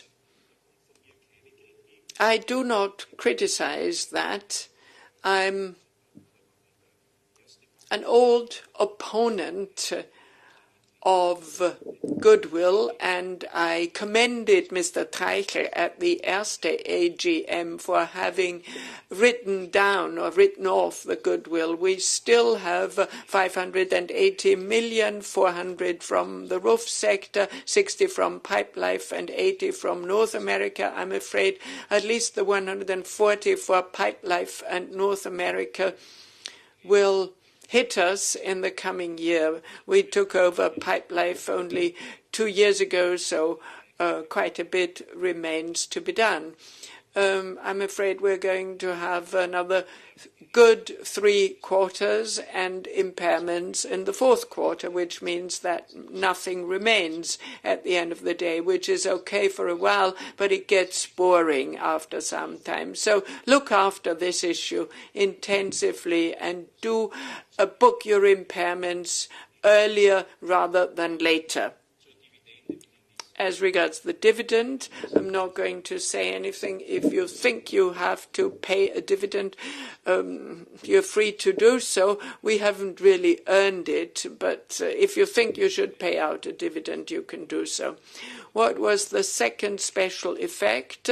The takeover of the remaining stake in Tondach Kleinstetten. I have a question. I have several questions. First, about Tondach Kleinstetten AG. The supervisory board and the managing board have been renewed. Are members of the Wienerberger managing board and supervisory board represented there on the managing board and the supervisory board of Tondach Kleinstetten? And if so, is there a special remuneration for these mandates? Then there is a call option on the remaining 80% of the Tondach Kleinstetten share or stake. Has it been measured and valued in the balance sheet? Where do I find the call option in the balance sheet, and where can I find it in the statutory financial statements or in the consolidated financial statements? Then we were told that the purchase price for the second 50%, or actually it's only 32%, now we're holding 82%. So for the 32% we bought have been paid for with treasury stock, 1.9 million Wienerberger shares at 12.24 euros per share were used. Is there a syndicate agreement with the sellers with the Albrecht family. There may be other families as well involved. Is there a syndicate agreement with the sellers, or at least a retention period for the Wienerberger shares acquired, or can the sellers sell their Wienerberger shares today if they wish to do so? Coverage of the Wienerberger share by 14 analysts. Do we pay for that? Do we pay the analysts? And if so, how much? Back to the special effects. There were special effects also regarding India, as you write on page 86. In the 2014 annual report on page 107, you report about a contribution which India has made to the results. I don't really see how that goes together. Satisfactory contributions to the result and an impairment. You wrote down 8 million on fixed assets in India. Why? Energy, Mr. Scheuch mentioned energy. The energy tangent has dropped from 10.4 to 10.2% of shares, but in absolute terms there is an increase by more than 10 million euros. Expenditure for energy. Is the higher consumption due to higher revenues, or is Tondach Kleinstetten included in the second half of the year, or is it due to energy price increases, which I don't quite think, because energy prices are going down continuously. And if you did pay more for energy, I would like to know where and what for.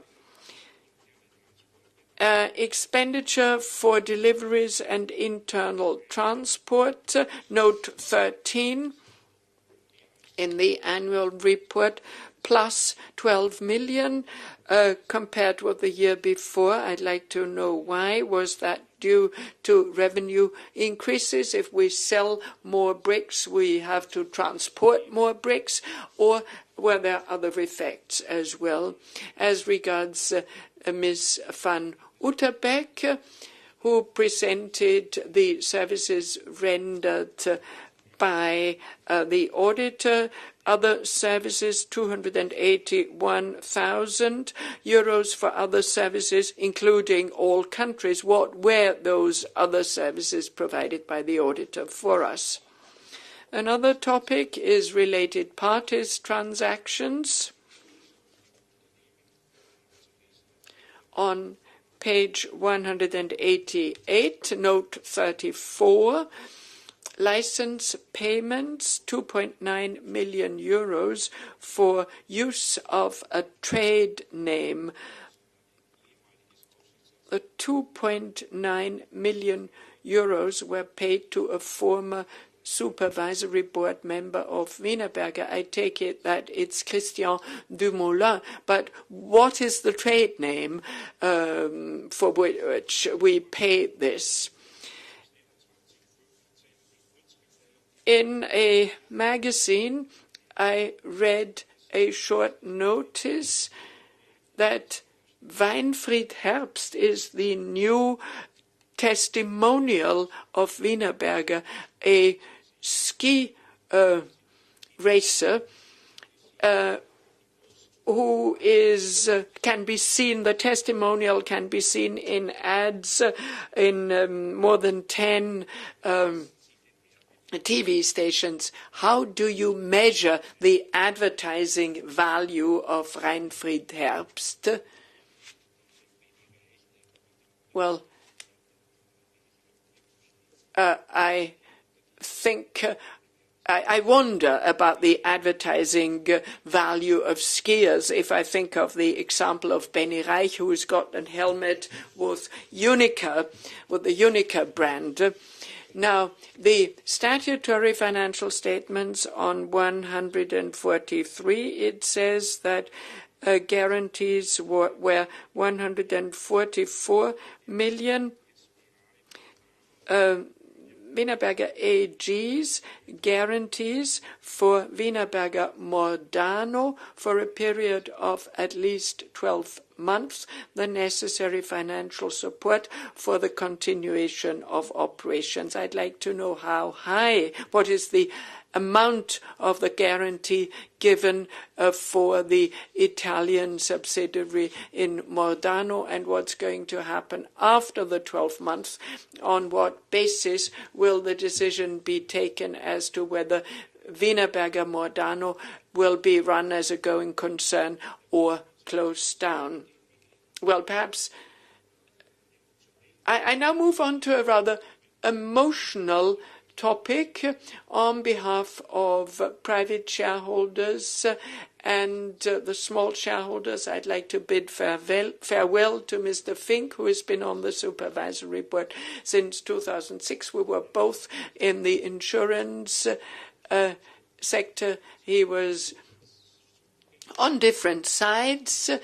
I was trying to obtain insurance products. He was selling insurance products. Our relationship has always been characterized by mutual respect.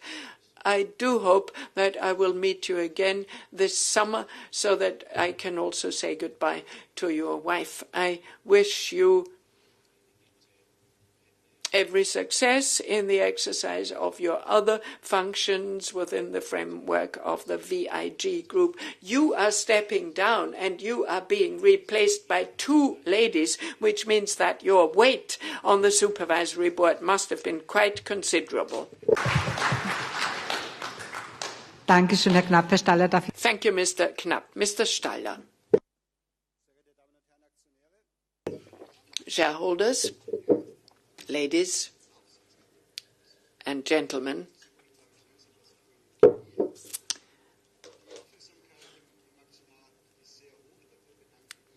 well, there's been a great deal of attention for the presentations. The good news is that the BaFin will be open in 10 minutes. I may be speaking for 11 minutes. I represent a company that is a shareholder of our company. I've looked at your self-made story. It's a mid-quality movie with protagonists, with actors that are okay, but the protagonists are Hollywood quality. The end is deplorable, except for 7 cents in 2012. You always generated a negative earnings per share, minus 1.74 euros. 10.8 euros per share have been destroyed in terms of equity. Ladies and gentlemen, this is your capital. But those are the big failures, but there have also been small successes. You have achieved quite a bit in operational terms and management terms. Pipelife and Tondach Kleinstetten are good acquisitions and a good move towards diversification. We appreciate that. Diversification is the slogan.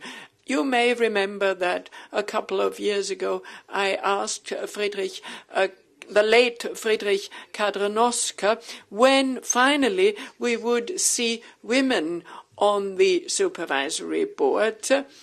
He kept his promise. We have a chairwoman who is doing very well and who will have 2 highly qualified female colleagues as of today. So there has been a learning process. I'm a member of the Austrian Commission for Corporate Governance, and I appreciate it. I appreciate it as a shareholder and as a man. Believe it or not. The presentations of the 2 ladies were excellent. Why don't you apply for the chair of the supervisory board?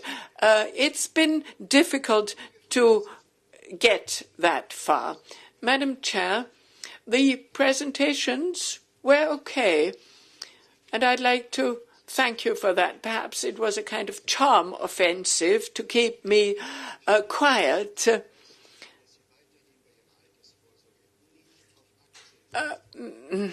But I can't be quite quiet. Mrs. Prehofer holds 0 Wienerberger shares. My first question to you, why don't you hold Wienerberger shares and don't use your usual excuses? For the pupils and students, the vice rector of the University of Economics and Business Management is a shining example of the fact that this country has no shareholding culture. It's much better in Switzerland, in France. At the last AGM, I put questions about our indicators, investments, strategies, products, one-off effects, and our goodwill.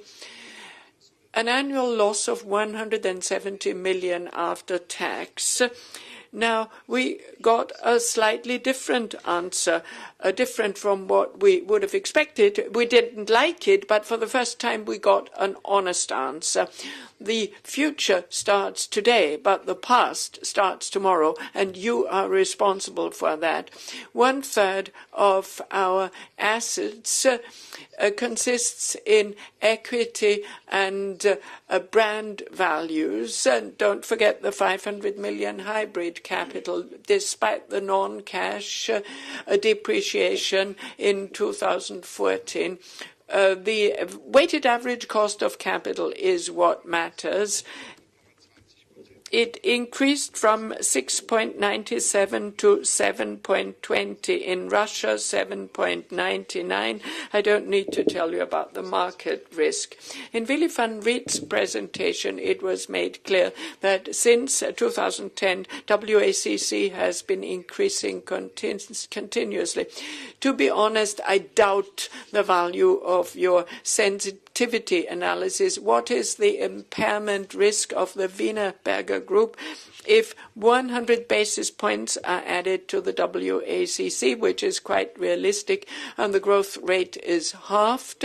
And what would it be if it were brought down to 0? Now, it's time for good news. We're getting a dividend of 15 cents today. This is a dividend yield of slightly less than 1%. And certainly more than what Mario Draghi would grant us. We're paying a dividend out of our own capital because we don't earn our dividend. The rising free cash flow doesn't matter in this respect. 250 million reserves had to be released. The free cash flow, we saw that in the figures, but the free cash flow also has to be used to repay our debt. They've gone up. They've gone up again in the first quarter of this year. And again, and I would almost say traditionally, the important indicators of group management or the important targets were not met. CFROI, that is EBITDA, relative to the average historical capital employed, is 6%, compared with 5.1 in 2013. Considering the underlying hurdle rate, the hurdle rate is 11.5%, but we are way below that. With the new acquisition projects, with our new activities, we are above that, and anything else would be disastrous. So let's look at the absolute operational cash effective value creation in all business divisions, except for pipes and pavers. Value has been destroyed. 269.8 million euros. Well, let's look at the interest expectations of those who provide the capital. That is you. net operating profit after tax relative to the average interest-bearing capital.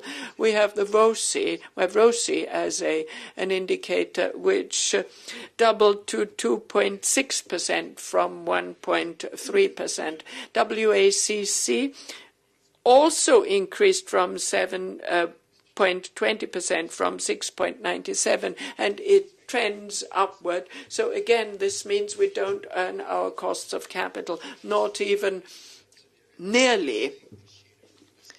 So it's the same procedure as every year. There is always someone who earns a lot of money. After an increase by 277%, our CEO now gets a meager 16% more for 2014.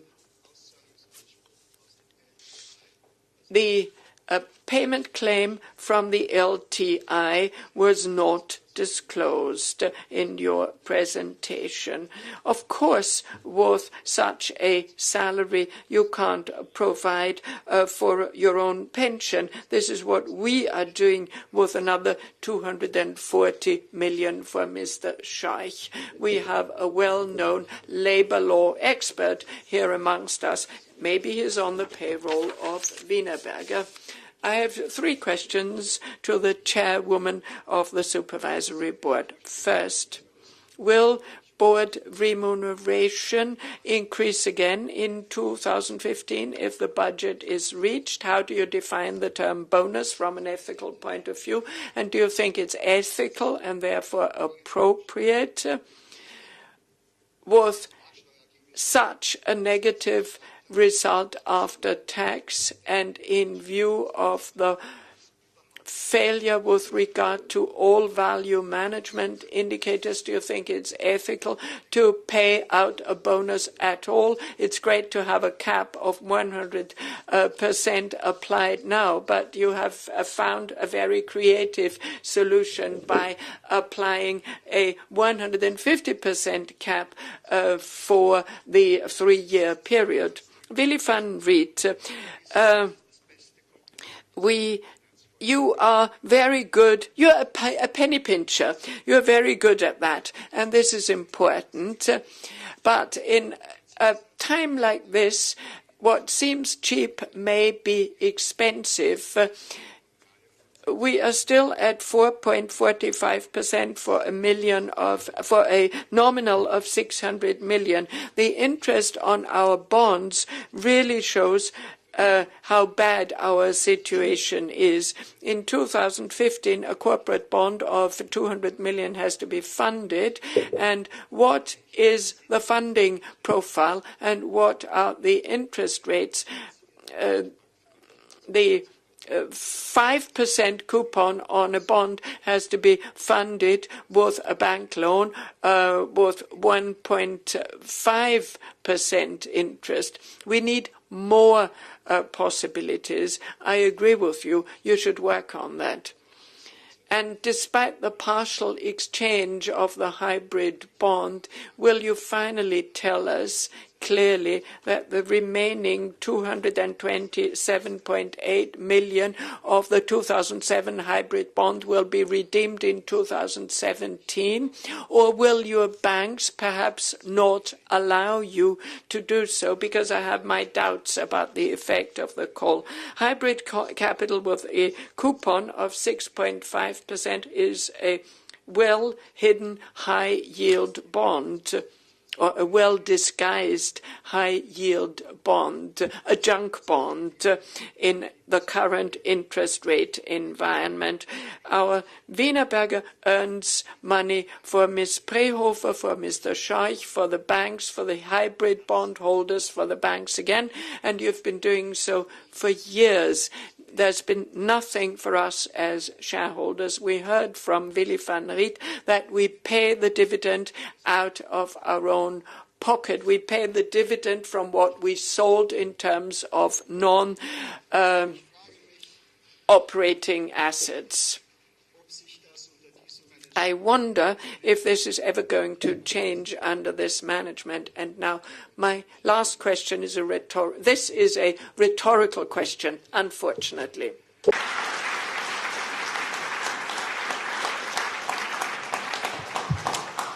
Dankeschön für die Wortmeldungen. Thank you very much for these questions. There's another question which is on the same topic, so I've been asked to read this question. Mr. Dorn, voting card number 210. The question is on item 1 on the agenda. It reads as follows. Will there be impairment charges in 2015? Will there be impairment charges in 2015? A second question, which I have been asked to read.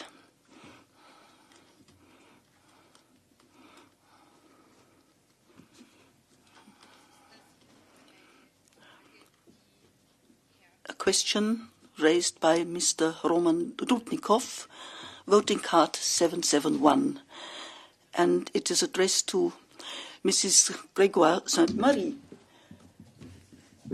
Could you please advise on your professional experience from 2011 till now, for the last 4 years? What professional achievements did you have during that time? Die Frage geht in die Richtung, was Reicht. Von 2011. Well, Mrs. Prehofer translates the question into German. Well, I suggest that we answer these first questions, and maybe Mrs. Grégoire Sainte-Marie should answer the question first, and then we will continue. Werde ich für ihn auf Deutsch versuchen zu beantworten. I will try to answer the question in German.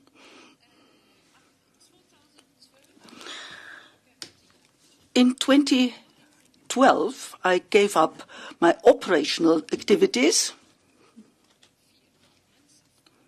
I work for 4 companies in the supervisory board, and I also work for Callius in Belgium, a startup company, and I'm responsible for Safran, for the Safran corporate venture, also for the startup business. So this has been my professional life since 2012. Thank you very much. Well, we'll try to answer some of the questions. Mr. Scheuch, I'll take up the questions put by Mr. Knapp, referring to Dondach Kleinstetten. Dondach Kleinstetten AG has a supervisory board and a managing board.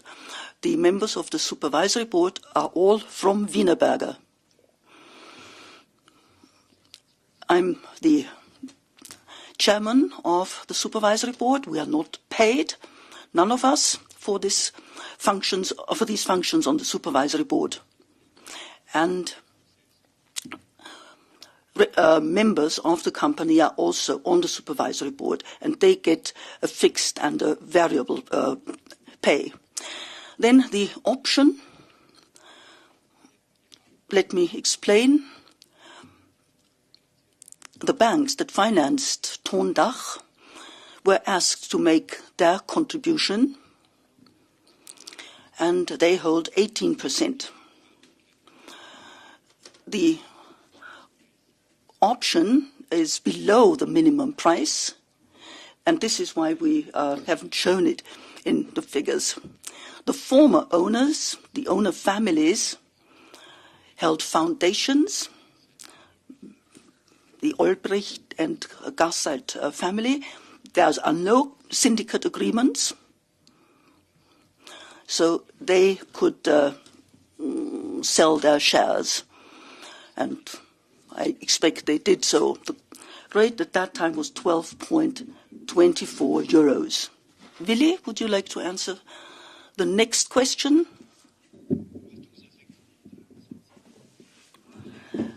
ist notiert worden mit 4 Millionen Valuation effect of 23 million. The positive valuation effect was 27 million, and it was booked against the negative 4 million effect, which was an FX effect. Well,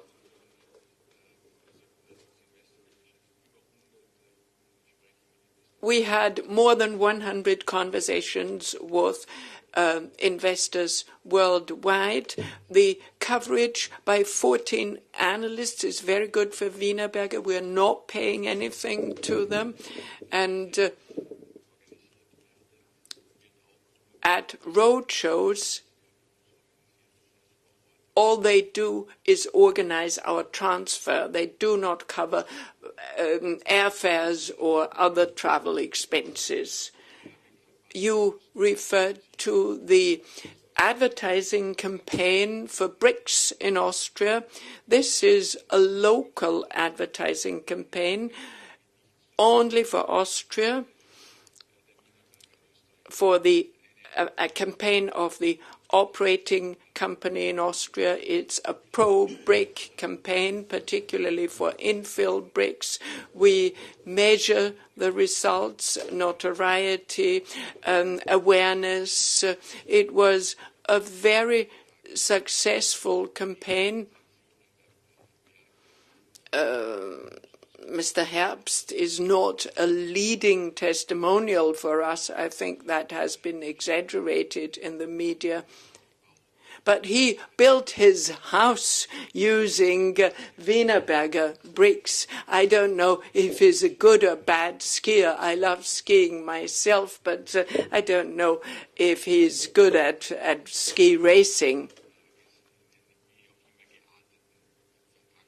So there is no contract or whatever with him, and in order to ensure full transparency, the campaign, which isn't over yet, this pro-brick campaign,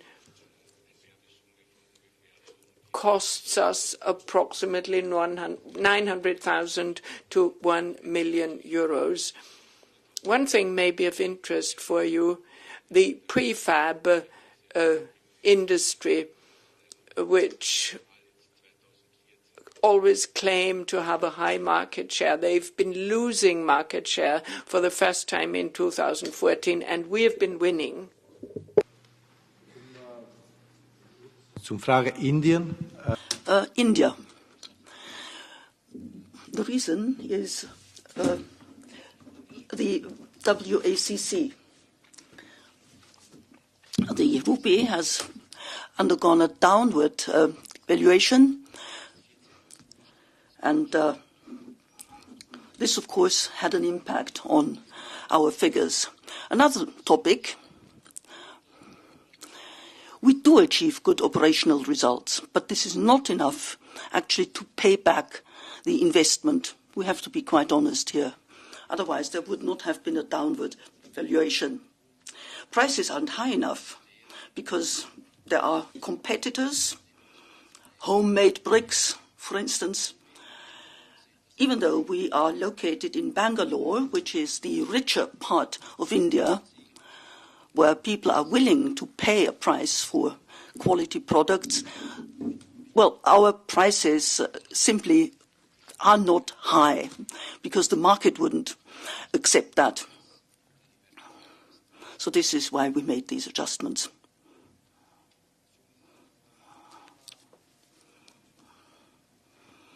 Energy costs. Well, energy costs rose exclusively as a result of the Tondach contribution. We actually could save energy in terms of kilowatt hours, and the specific energy consumption decreases, but it takes a while for the measures to be effective. Not all the plants are running at full capacity, so the situation is not optimal. And you also mentioned that transport costs went up. This, again, is due to Tondach exclusively. Maybe I could answer for Mrs. Utterbeck. Some of the funds were for the hybrid bond. And, of course, there were other services also in smaller countries, for instance, studies in smaller countries, and this adds up. But I would like to point out that corporate governance is very important for us. That is to say, the auditors perform a limited number of services only, below 20%, and we insist on good communication from both sides. So both the auditor and we actually work with KPMG. Once it's a due diligence process, it's not KMPG, rather we have another auditor. But the statutory processes are handled by KPMG. This is a policy that we've been pursuing for years and that we will continue to pursue. And we also have international tax counseling by KPMG.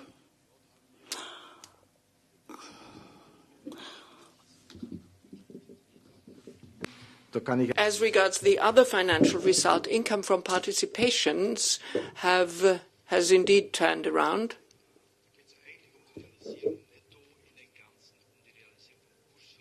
So here we're really talking about the realization of FX losses. It's a net effect of currency translation effects. Mr. Knapp also asked about related party transactions. A license payment of 2.9 million was made to Mr. Dumoulin for Coramique, that is a roof tile brand. Just to explain why this happened, in 2003 a contract was made, and we will have a chance to buy the brand in the near future, and then there will be no more such payment. The solo financial statement and Wienerberger Financial Services GmbH, loans are taken out by Wienerberger AG, but we simply transfer that to Wienerberger Financial Services, but they are a tax unit. And as regards guarantees for Italy,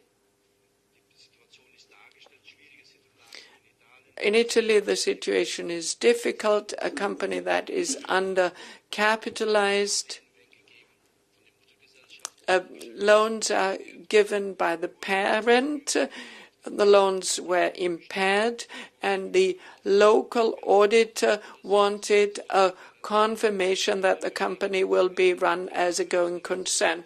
And we always limit that to 1 year. It's renewed every year. It's discussed again because we, as a matter of principle, we do not give guarantees for more than 1 year unless it's required by the public authority for the recultivation of clay pits, for example. So we will continue to capitalize Italy because the money has already gone there in the form of loans. So it's a very clear situation. And then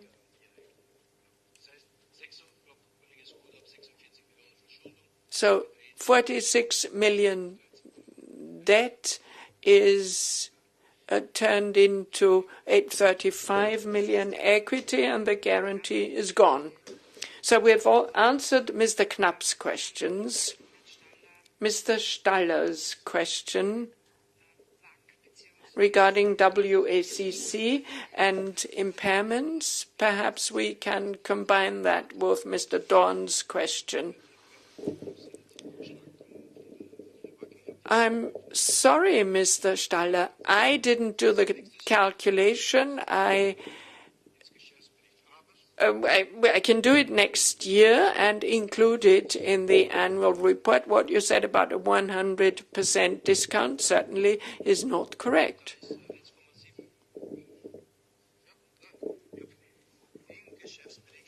So in the annual report, it says 49 million WACC plus 50%.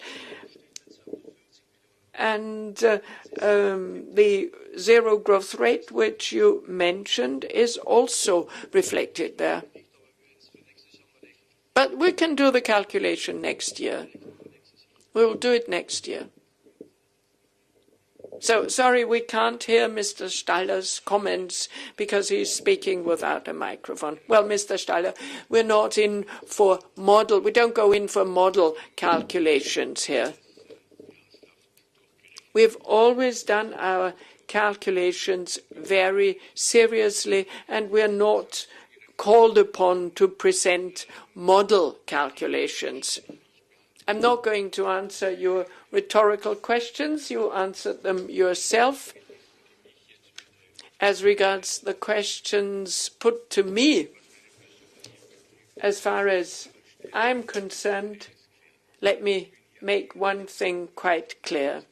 I assumed this position 5 years ago in order to reorganize the business on a sustainable basis. Perhaps you will allow me to speak without interrupting me. So I assumed the position in order to reorganize the business and to return it to a cost situation which is internationally competitive. As you can see, in recent years, we've been able to win market shares in a tough crowding out competition.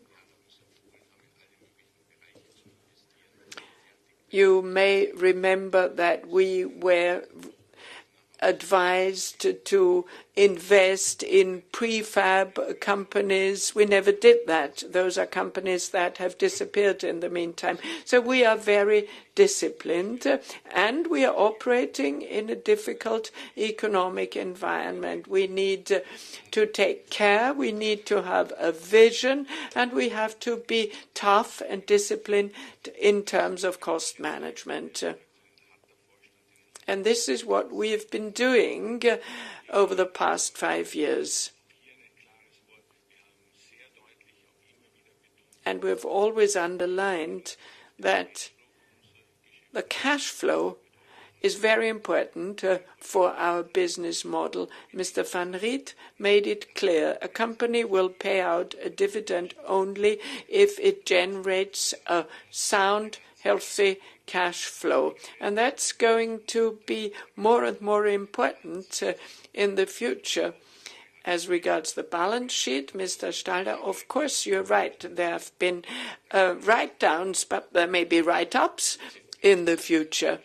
The Italian business, for example, when things go better again, we will have a write-up. We are obliged to do that. And the yardstick for you has to be our performance in terms of cash flow. So far about my general statement.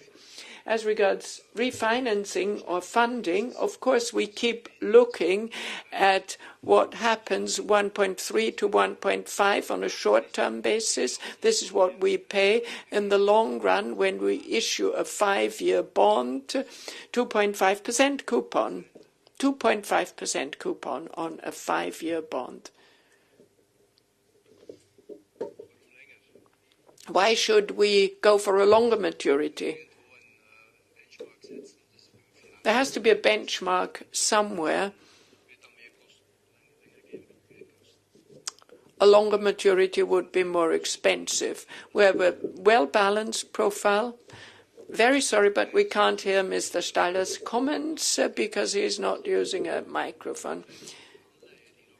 The bond to be redeemed in August will be redeemed from our own cash, from our cash flow, and from smaller bank lines. So there will be short-term refinancing because the position of the company allows that. I know what you're aiming at.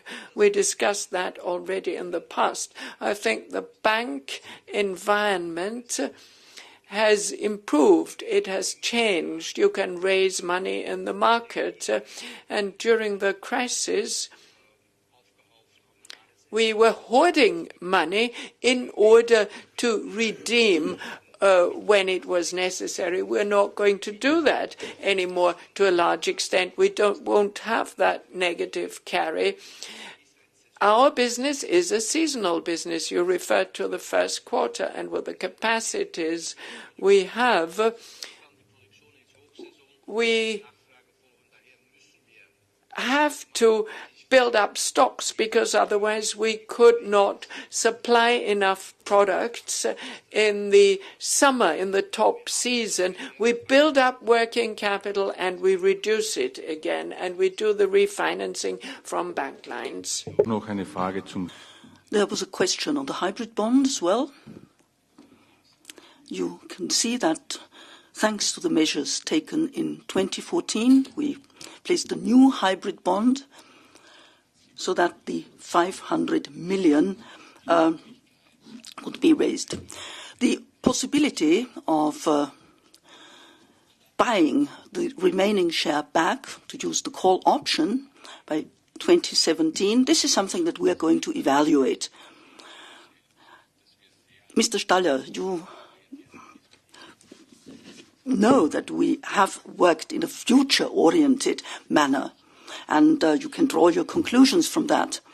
But I'm not going to tell the holders of the hybrid bond that we will buy the bond back by 2017, but there are a lot of indicators in this direction.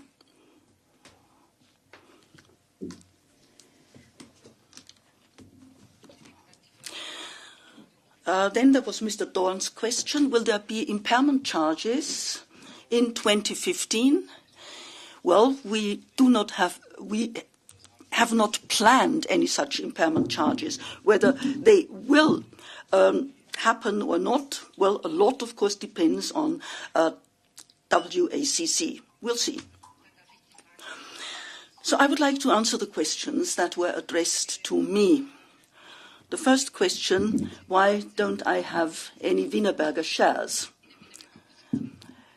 I joined the supervisory board 4 years ago. I didn't have any shares at that time, and I decided to leave it like that. Owning shares is only one of the possibilities of expressing or showing confidence in a company and its future.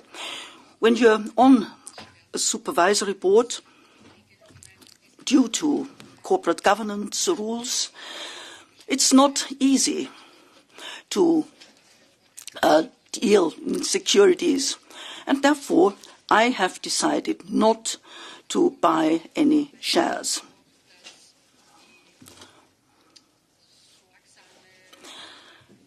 I believe that having a mandate and doing the job has a better effect on the value of a company than owning shares. But any or every supervisory board member has to take his or her own decision. So much on your first question. Then there were questions regarding the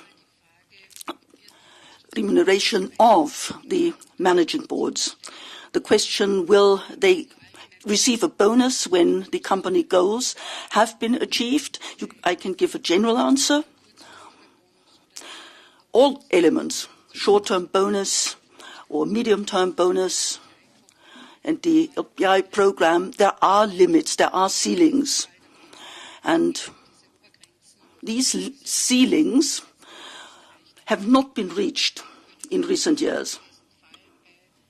But if all the targets and goals are reached in the future, well, the payment to the managing board members may increase. You can make your own calculations. It would be good for the company, and actually this is something that I would wish for.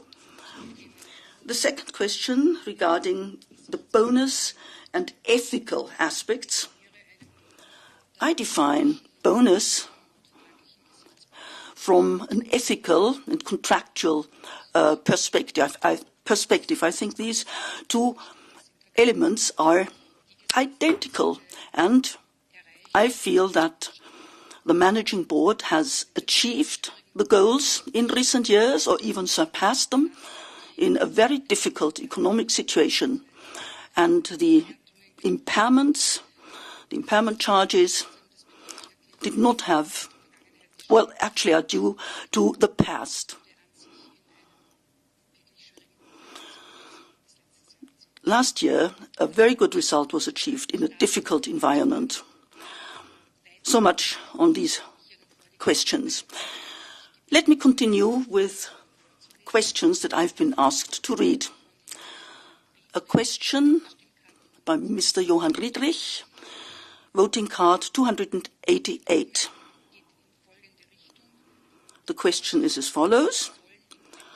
Supervisory board members should be paid at the same ratio as shareholders.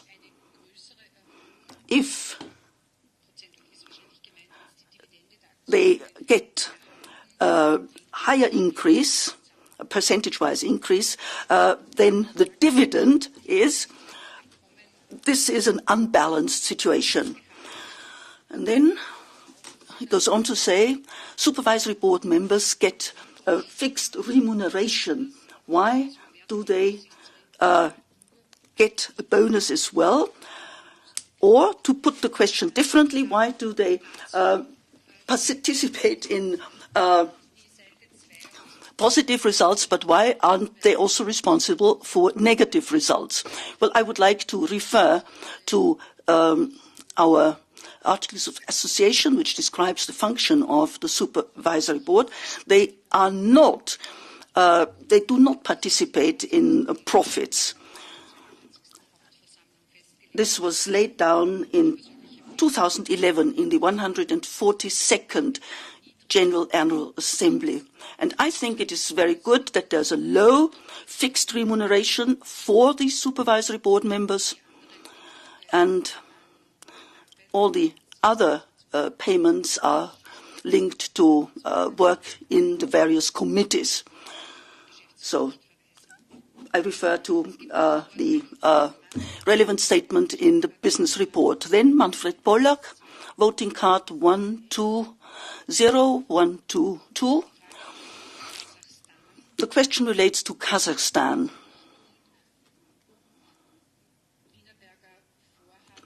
Does Wienerberger plan to become active in Kazakhstan or to open a plant there?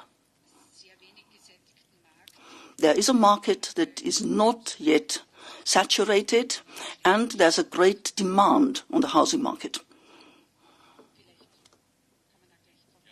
Maybe you can answer this question immediately. Yes. Wienerberger, if I'm correctly informed, presented a study, a detailed study on Kazakhstan 10 years ago. The country is big, but only 2 or 3 major centers are relevant for us, for major construction activities. There's one problem in this region. Because of the geological situation, there's very little clay in that region, so it's difficult to produce high-quality bricks. And this is why we decided against it. Also, there's the political environment, which we analyzed, and it was not possible, actually, to find a criteria that would allow us to invest. So we decided against building a plant in Kazakhstan, and I think the decision was a good one. We deliver high-quality products from Russia to Kazakhstan, but certainly in the near future we won't establish a plant there. I have 3 more. questions. Mr. Stockhandel, who wants to present his question, and then Mr. Berger, who will also present his questions himself. And then Mr. Jürgen Weber has asked me to read a question.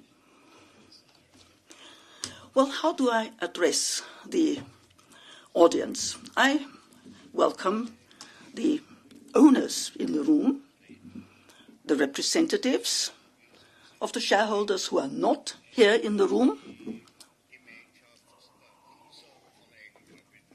So I welcome the community of all the losers of treasury stock, of equity. I also would like to say hello to the members of the supervisory board who should make sure that our equity doesn't decrease further. All those who have listened to Mr. Staller will have noticed that he actually was highly dissatisfied with the work of the managing board. I must criticize those who are in charge here. We had two very attractive candidates for the supervisory board. They presented themselves extremely well, and it was the very best presentation and introduction by candidates which I've heard in the last few years. Well, the level in Austria was very low so far. Now there's something I've been missing. While the candidates introduced themselves, we saw small pictures, which we also found in our documentation. I would have preferred to see a big picture. So much on my critical remarks. I should also say words of praise. I've never experienced that the chairpersons of the committees reported on their activities. Very often, the dates of the committee meetings were only mentioned briefly in the report. We couldn't see actually what the committees were doing. So I was really impressed by the presentation of the committee chairman. A culture of shareholders, a shareholding culture. We've listened to the two ladies, high-profile ladies. When it comes to supervisory boards in Austria, well, you have the managing board, you have the chairwoman of the supervisory board, and then in the audience you have people who vote for the candidates, who elect the candidates, the voters.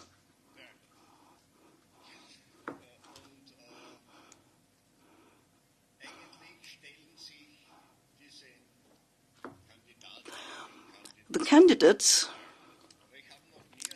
stand for election. They are up for election. But I've never experienced that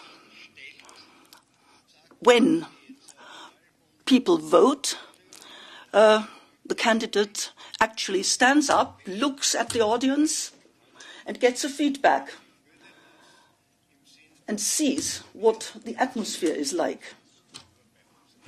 Now, I would say that this actually would be a welcome development.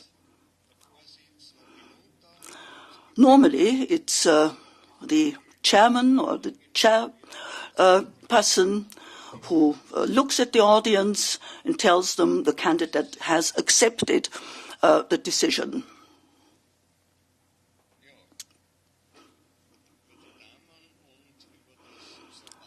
So much on the candidates for the Supervisory Board.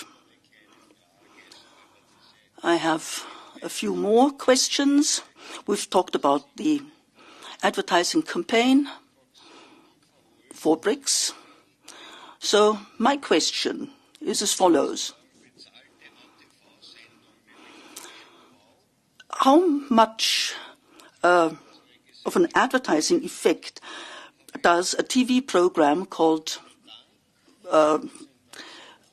Ambau, how much does it contribute to the results?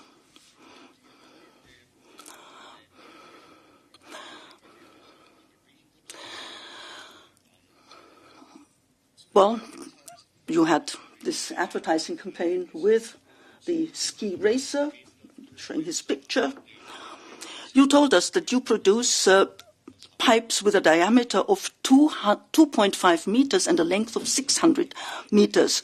What is the wall thickness? The dividend has gone up by more than 20%,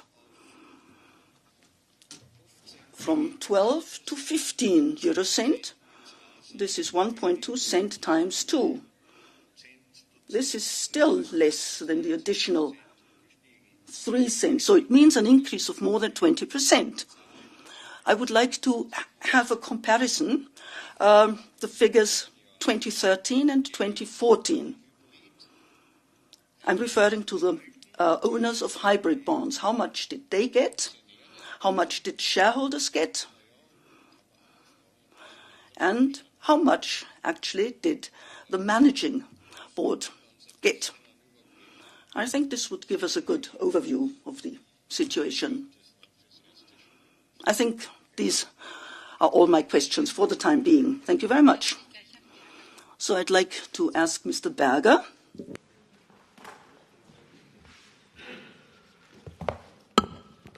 Sehr geehrte Aktionäre, Shareholders, members of the managing board. I go to many AGMs. Yesterday I was in Cologne at the AGM of Telecom. And I'd like to tell you that I think the managing board of Wienerberger is not as bad as Mr. Staller seems to think. For a very simple reason. The restructuring was successful. The business is now on a broader base. And Mr. van Riet,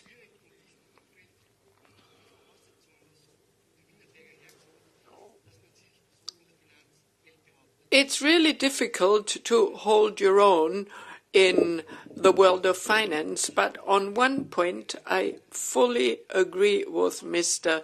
Staller. The hybrid bond is expensive equity, very expensive equity. Of course, the 500 million add to your equity, which means that you pay less interest when you take out a loan. You said that you can finance a loan at a rate of 1.3%, which is really extremely low. If you didn't have the hybrid as equity, there would be a risk spread of at least a percentage or 1.5 percentage points, and the situation would be quite different. When it comes to the dividend, I would have stayed at 0.12 euro.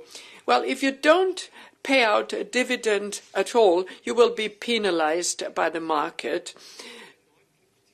You shouldn't forget that the share price was 9.50 in October. Now it stands at 15 euros. It should be mentioned, you showed us a chart, but you didn't explain it in so and so many words. On the 10th of October, the share price was 9.50, and yesterday it was more than 15. Why is the share price so good? Why has it gone up so much? It has skyrocketed, I would say. And if you look at the result, the earnings per share, it's deplorable, really. The adjusted earnings per share, we are at minus 1.74 non-adjusted.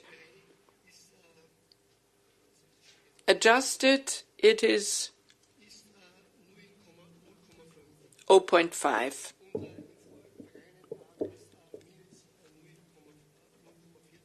Last year it was minus 0.40, and the earnings per share was 45. So the minus is probably due to the impairments. Insisting on cash flow alone, now that reminds me of the telecom, what they did, and it's not a good example. They always said they're paying out a dividend from the free cash flow. The CFO at Telecom originally was with Wienerberger, and Telecom went down on a steep decline. So the cash flow is a dangerous game you are playing. And I hope it will work out in the end. It can only work out if you have write-ups in the end. And another question, how come that in Great Britain the construction industry is booming, housing construction is booming? Why? You had two mothballed plants, which you had to start up again. How much did that cost? And why is the United Kingdom the strongest market of Wienerberger? How much is accounted for by roof tiles and how much by facing tiles? I'd like to hear more about that. Yesterday at Telecom, it turned out that the result is so good only because of the recovering U.S. market. Wienerberger, on the other hand, have to book an impairment of 100 million for General Shell.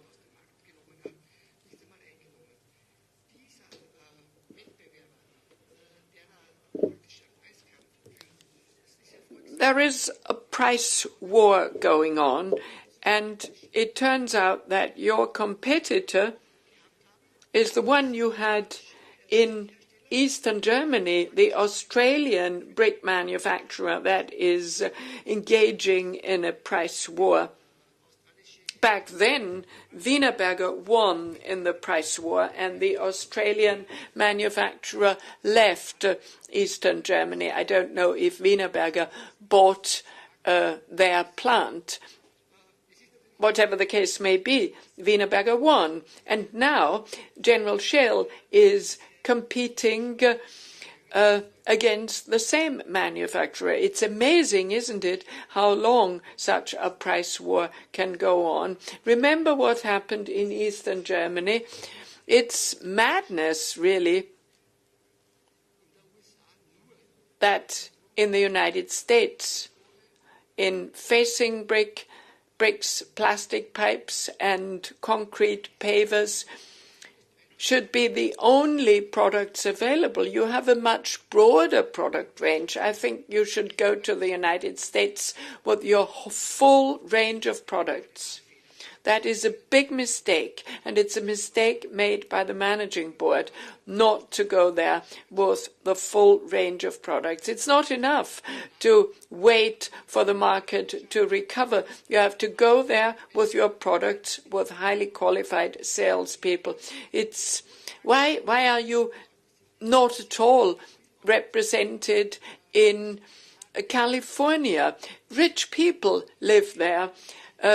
In Silicon Valley, people from Germany, from Eastern Germany, and they earn between $7,000 and $10,000 per month, and they can afford building a house. And if they can get a brick roof, they would get one. They have the money for it. But where should they get it if it's not available? If clay roof tiles are not on the market. Of course, Wienerberger was early going to the US market, and then it didn't work out. How many plants do you have in the United States? They were coal-fired in the past. Is coal still a cheap fuel in the United States? Coal dust, I think it is, that you use as a fuel. Last year, you operated all plants except 2 with coal dust. The remaining 2 are gas-fired plants. I've known you for quite some time. I've known the company well for some time. And another point is interesting. The CFO is a vacant position. It says in the annual report that in the United States they have no CFO. Why? Why is that so? Has the CFO run away, or has he been removed? I'd like to know the reason. And why hasn't the vacancy been filled? I think a company without a CFO, that can't go well. You can check for yourself in the annual report.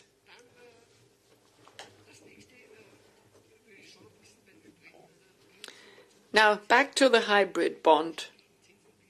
What is the average rate of interest you pay on the 500 million?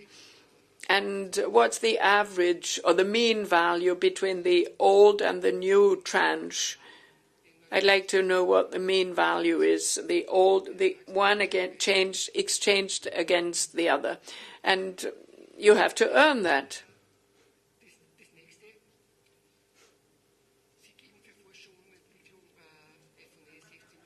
You spend 16 million euros on R&D. A point worth mentioning. How many research staff do you employ in Austria and abroad? The annual report is rather well made, well done. It's a good read, but the details are missing. How many apprentices do you employ in Austria and abroad? You mentioned your special training program for apprentices, but how many of them are there? I'm glad to hear that Wienerberger trains apprentices.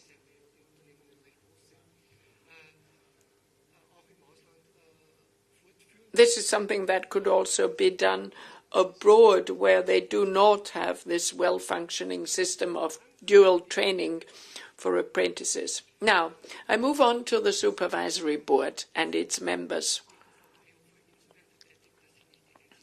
I think Ms. Prehofer is not the only one who doesn't hold Wienerberger shares. Mr. Johnson doesn't hold any either. And Mr. Fink, who is stepping down, I'd like to thank you for many years of work for Wienerberger. Wiener Städtische was and still is an important shareholder of Wienerberger. And even in difficult times, it supported Wienerberger, and I would like to thank you for that. Well, I'm almost at the end, but there is one point I'd like to hear more about. Mr. Rasinger, now he's got 9 supervisory board mandates, and there's been a change. He has accepted a new supervisory board mandate at Ulmer AG, and he was on the supervisory board of a real estate company. It's no longer listed, so I take it that he stepped down there. So I'd like to know what has become of that real estate company.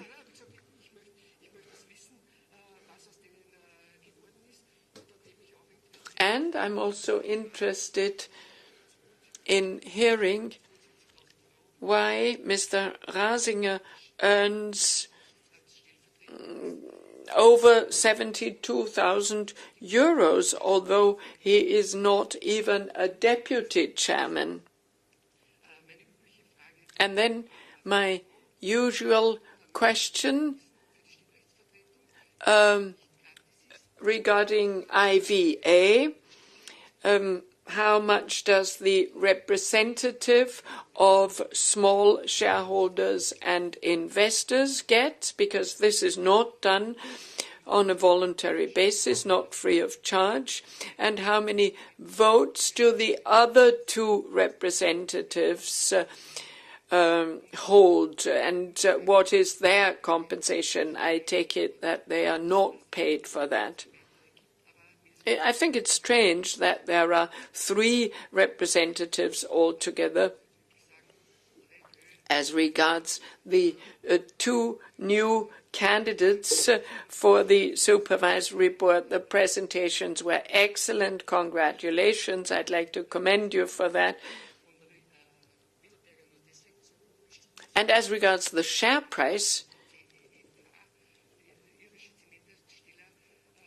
it's so high because the Irish cement manufacturer bought parts of Lafarge and Holcim, and this is the reason why the share price went up so much. You used to work for Lafarge. An American fund recently also bought shares. That was published, and I don't remember the name of the fund, and I don't remember if it really holds 4%. It was a U.S. fund. And do you think that there is a question goes to Mr. Scheuch, other large groups like Lafarge or Holcim, have they expressed an interest in taking over parts of Wienerberger? Now, in conclusion, I'd like to wish Wienerberger all the best for the future. Thank you. Thank you very much, Mr. Berger. Mr. Stockhandel, a follow-up question? I'd like to add a question which I forgot earlier. When we move on to the elections to the supervisory board, and when the president puts the motion to the vote and asks for our approval, I would appeal to all those who do not want to cast a no vote or abstain should raise their hands indicating they are voting in favor. I would therefore suggest that the elections to the supervisory board should be item 0 on the agenda, because then everybody will be present in the room because the buffet has not been opened yet. Now we have legal support here. Of course, I think we can move this item on the agenda forward if that is a general wish. I do hope there will be enough left for you at the buffet. So we've got a number of questions from Mr. Berger and Mr. Stockhandel. I would suggest that we answer at least some of these questions right now. And then I've received written questions from Mr. Weber and Mr. Pöschl. I will read them out later. Dann nehme ich So I'd like to take Mr. Weber's question. Voting card 685. The first question: why are you represented only on a small scale in Turkey, India, and Russia? And second question, 4% isn't this only marginal? Third question, why don't you invest in China like MIBA that wants to invest millions in 500 millions by 2020? And there's a question, or a statement saying the number of staff has doubled in 5 years. And the next question, isn't the amount that goes into research and development far too low and inefficient? Question number 5, why don't you speak about passive houses or energy bonus houses? Question number 6, why don't you diversify by purchasing energy infrastructure? And question number 7, it can't be true that you are not doing research and development in the area of photovoltaics, 24-hour storage, where even though there are excellent Austrian companies that would be suitable partners. So much on Mr. Weber's question. Let's try to answer some of the questions before I go on with other questions that I've received. Let me answer the questions of Mr. Stockhammer. Now, this TV program that you mentioned, Fuschambau, is something I've never seen. I must apologize. I don't really watch a great deal of television. Now, seriously, though, we focus or have to focus on digitization because we need to communicate with customers via the internet regarding the technical parameters of the product, processing. There is a wealth of new approaches which we need to implement, and we do have a number of pilot projects. So the traditional media, television, magazines, daily newspapers, are becoming less important. Applications for roofers, for instance, is one of our big topics. We want them to buy the accessories from us, but they should also be able to inform the customer of potential energy savings. So a lot actually is being done at Wienerberger when it comes to technical aspects and the use of new media. You referred to the wall thickness of the big pipes. Up to 15 centimeters in some instances, sometimes even more than that. So the wall thickness differs depending on the length of the product, the use of the product. But these are mostly pipes that are used for countries that use seawater, or for major projects involving thermal power plants. Then you had another question regarding figures for 2013 and 2014, dividend, hybrid, and salary of the managing board. Regarding the salaries, we showed you the figures. Willy van Riet and myself get the same fixed amount as in 2013 and 14. The bonus payment was somewhat higher in 2014 because some of our targets could be reached. I would also like to add that we get bonuses that are linked to targets that cannot be achieved easily. So we have to perform. And the hybrid bond, here the holders get a certain interest rate, 6.25%, and this has not changed. 6.25. Sorry, you have corrected me, 6.5. In 2014, Willy van Riet clearly stated that they got more because there was a shift to a new hybrid bond. I can also give you the absolute figures. The fixed salary of the managing board was 1.2 million. The hybrid bond in 2013 was 32.5. And because of the measures in 2014, it was 44.1. And the payment of dividends, 13.8. I think I have answered your questions. Let me move on to Mr. Berger's question. I can repeat the figures if you want. In 2013, the fixed salary for the managing board was 1.2 million, and it was the same in 2014. As you could see, dividends 13.8.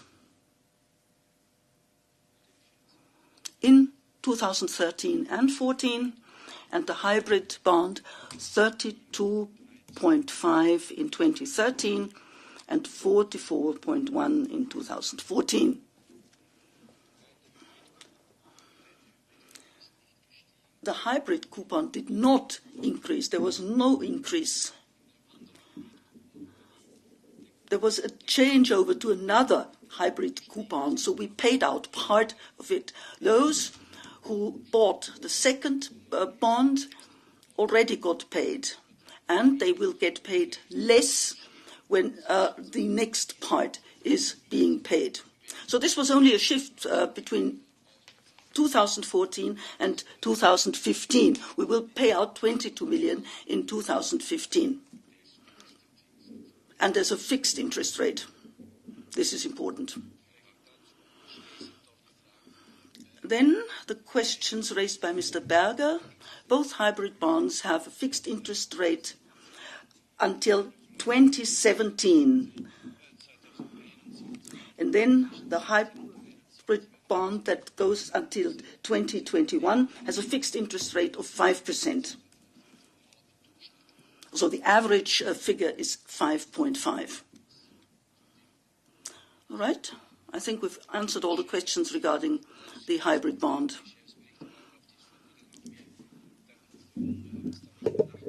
Why doesn't General Shell have a CFO? The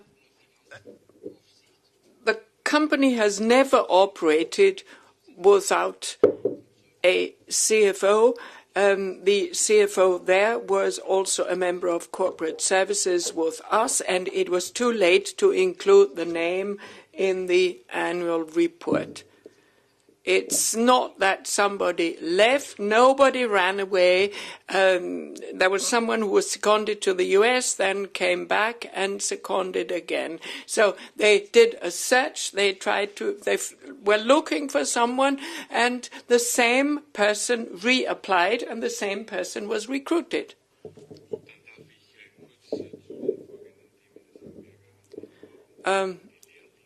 As regards apprentices in the German-speaking region in Austria and Germany, because only for these countries we have statistics, we have 100 apprentices in our companies. As you said very rightly, there are no such systems in other countries. Of course, at different locations and different plants, we have trainees, but we don't have official apprenticeship statistics, as is the case in Austria and Germany. As to your comment on communication, I'd like to point out that in June, on the 27th of June this year, we're going to publish a sustainability report, and you will find all the data there. The United Kingdom is a strong market, but not the best market of Wienerberger. Belgium and the Netherlands are bigger markets and very important ones. Belgium is the biggest single market of Wienerberger in Europe. As to the United Kingdom, construction activity, housing construction in particular, was under pressure during the crisis and fell to less than 100,000 units. Now it's going up again, 160,000 units currently. Before the crisis, it was 210,000 new housing starts, so we haven't reached the pre-crisis level yet. For two reasons, the situation has improved.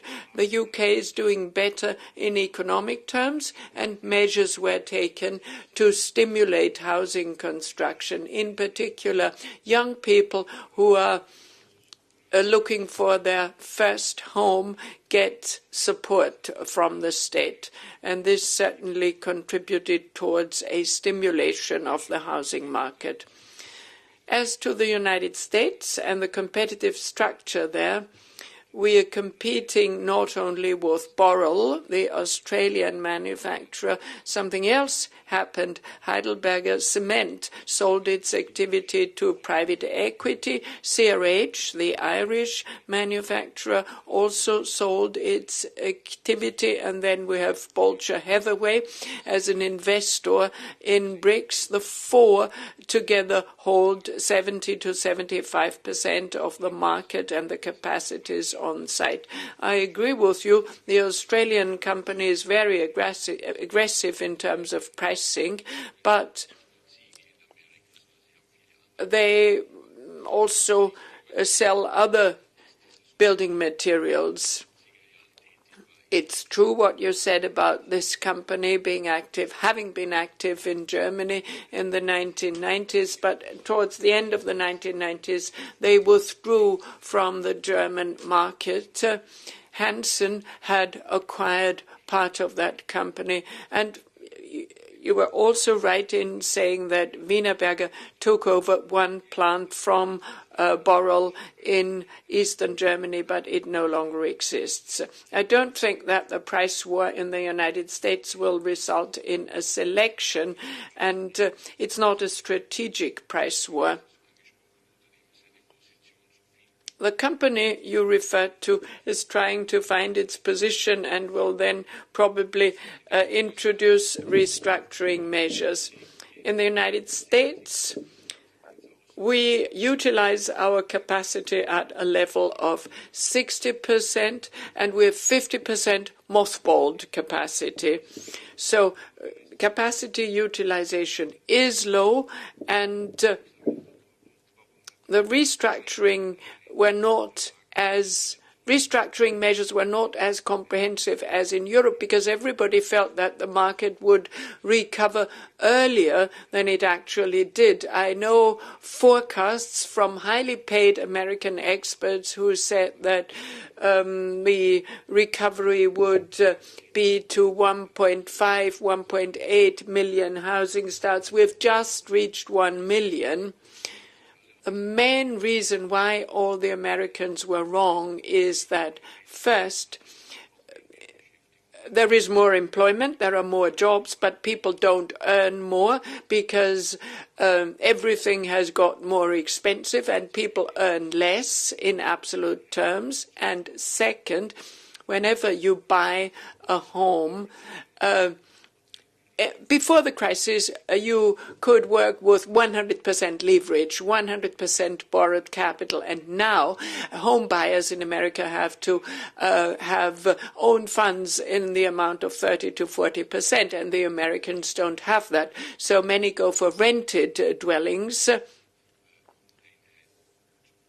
And people are setting up residential buildings in order to rent them out. You also made a point about prices, the price of coal and natural gas. It's true, we've started retrofitting our plants in the United States because the energy efficiency of natural gas is higher.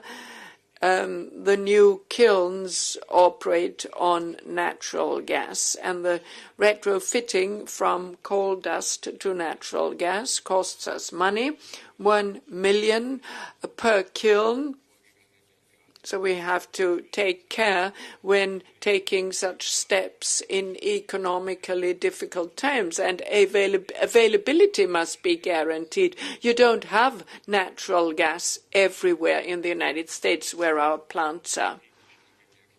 You made a critical point about our product range in the United States. We don't sell the full range of products in the United States for the following reason. The construction method is different in the United States. They don't have a load-bearing wall made from clay blocks. When you look back over the past 100 years, many carpenters from northern Germany and Sweden emigrated to the United States, and they introduced this construction method. And the big home builders in the United States have their own production structure. They have their own plants producing the wooden or the timber framework, which they manufacture as a prefabricated component and then transport to the construction site. And all that remains for us in the brick segment is facing bricks for the facade. Delivery distances are much higher in the United States than in Europe. We transport products over 400 kilometers there, which we would never do in Europe, but delivering from Tennessee to Los Angeles or to California, that would be impossible.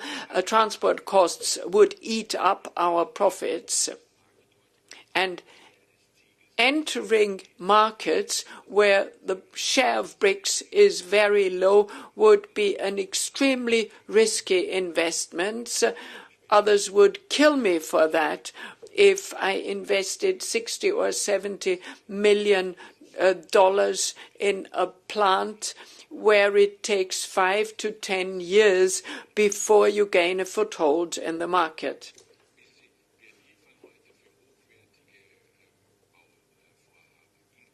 For high-quality construction projects in California, you mentioned the wealthy people living there, the happy few, I would say, who can afford having clay roof tiles brought in from Europe.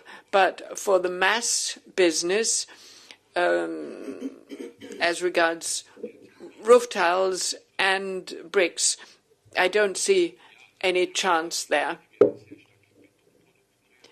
In California, concrete is used a lot, and roof tiles are brought in from Mexico at very low prices. So a sustainable activity for Wienerberger would be very difficult there. Wienerberger currently has a highly sophisticated and fine-tuned strategy. We try to achieve market penetration in the markets where we are already represented, but transport distances are the limiting factor. You can't transport bricks from Brussels to Bucharest, and it's similar in the United States. Willi? Sorry, a comment from Mr. Berger, which we can't hear. Something about the United Kingdom. It's covered by the 2014 capital expenditure budget. Restarting a mothballed plant costs several €100,000. If you want to modernize the plant at the same time, retrofit it, it will cost you about $1 million.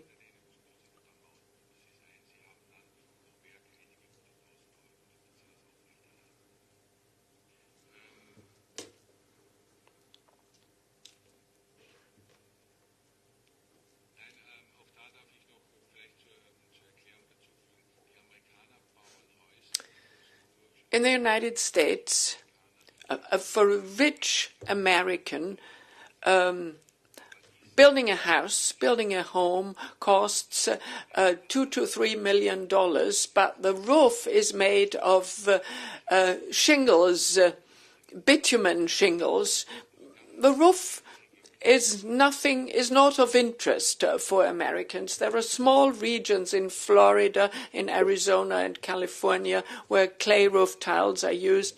That's to do with the Hispanic tradition. But Americans in general, even if it's a beautiful building in Long Island or near Washington, there will be a cheap bitumen shingle roof.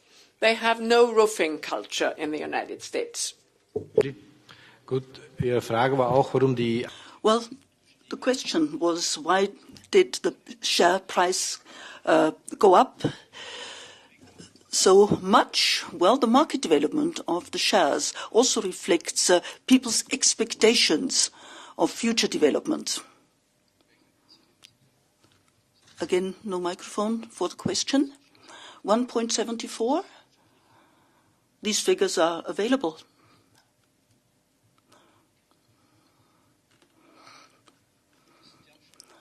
Yeah, these are the impairments.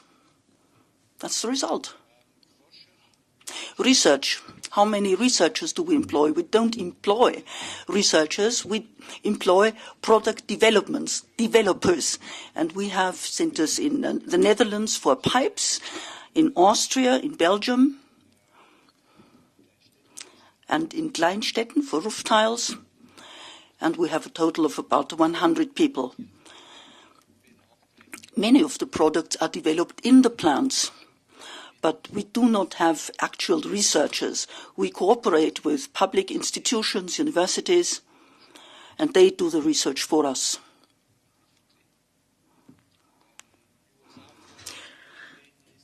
The United States, the Teachers Insurance Association of America, that's a pension fund of the mayor of New York. They have been there from the start for many, many years.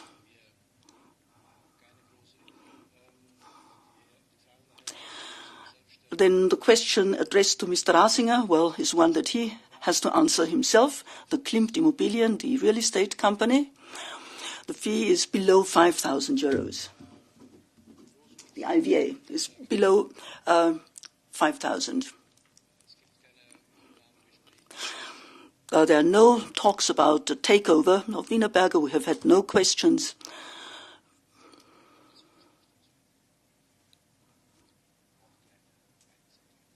We couldn't hear the question, and the answer is it's only small sums. Mr. Rasinger, there has been a question addressed to you. Maybe you can answer the question informally. Mr. Rasinger is deputy chairman of the audit committee, and the audit committee frequently meets on separate days. So therefore, most of the time, of course, we try to have committee meetings on the same day as the supervisory board meeting. And, well, this explains the different amounts.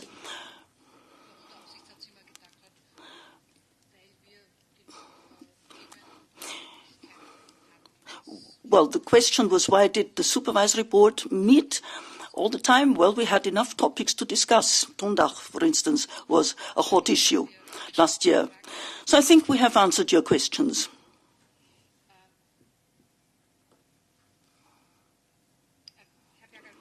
Mr. Berger, would you please use a microphone?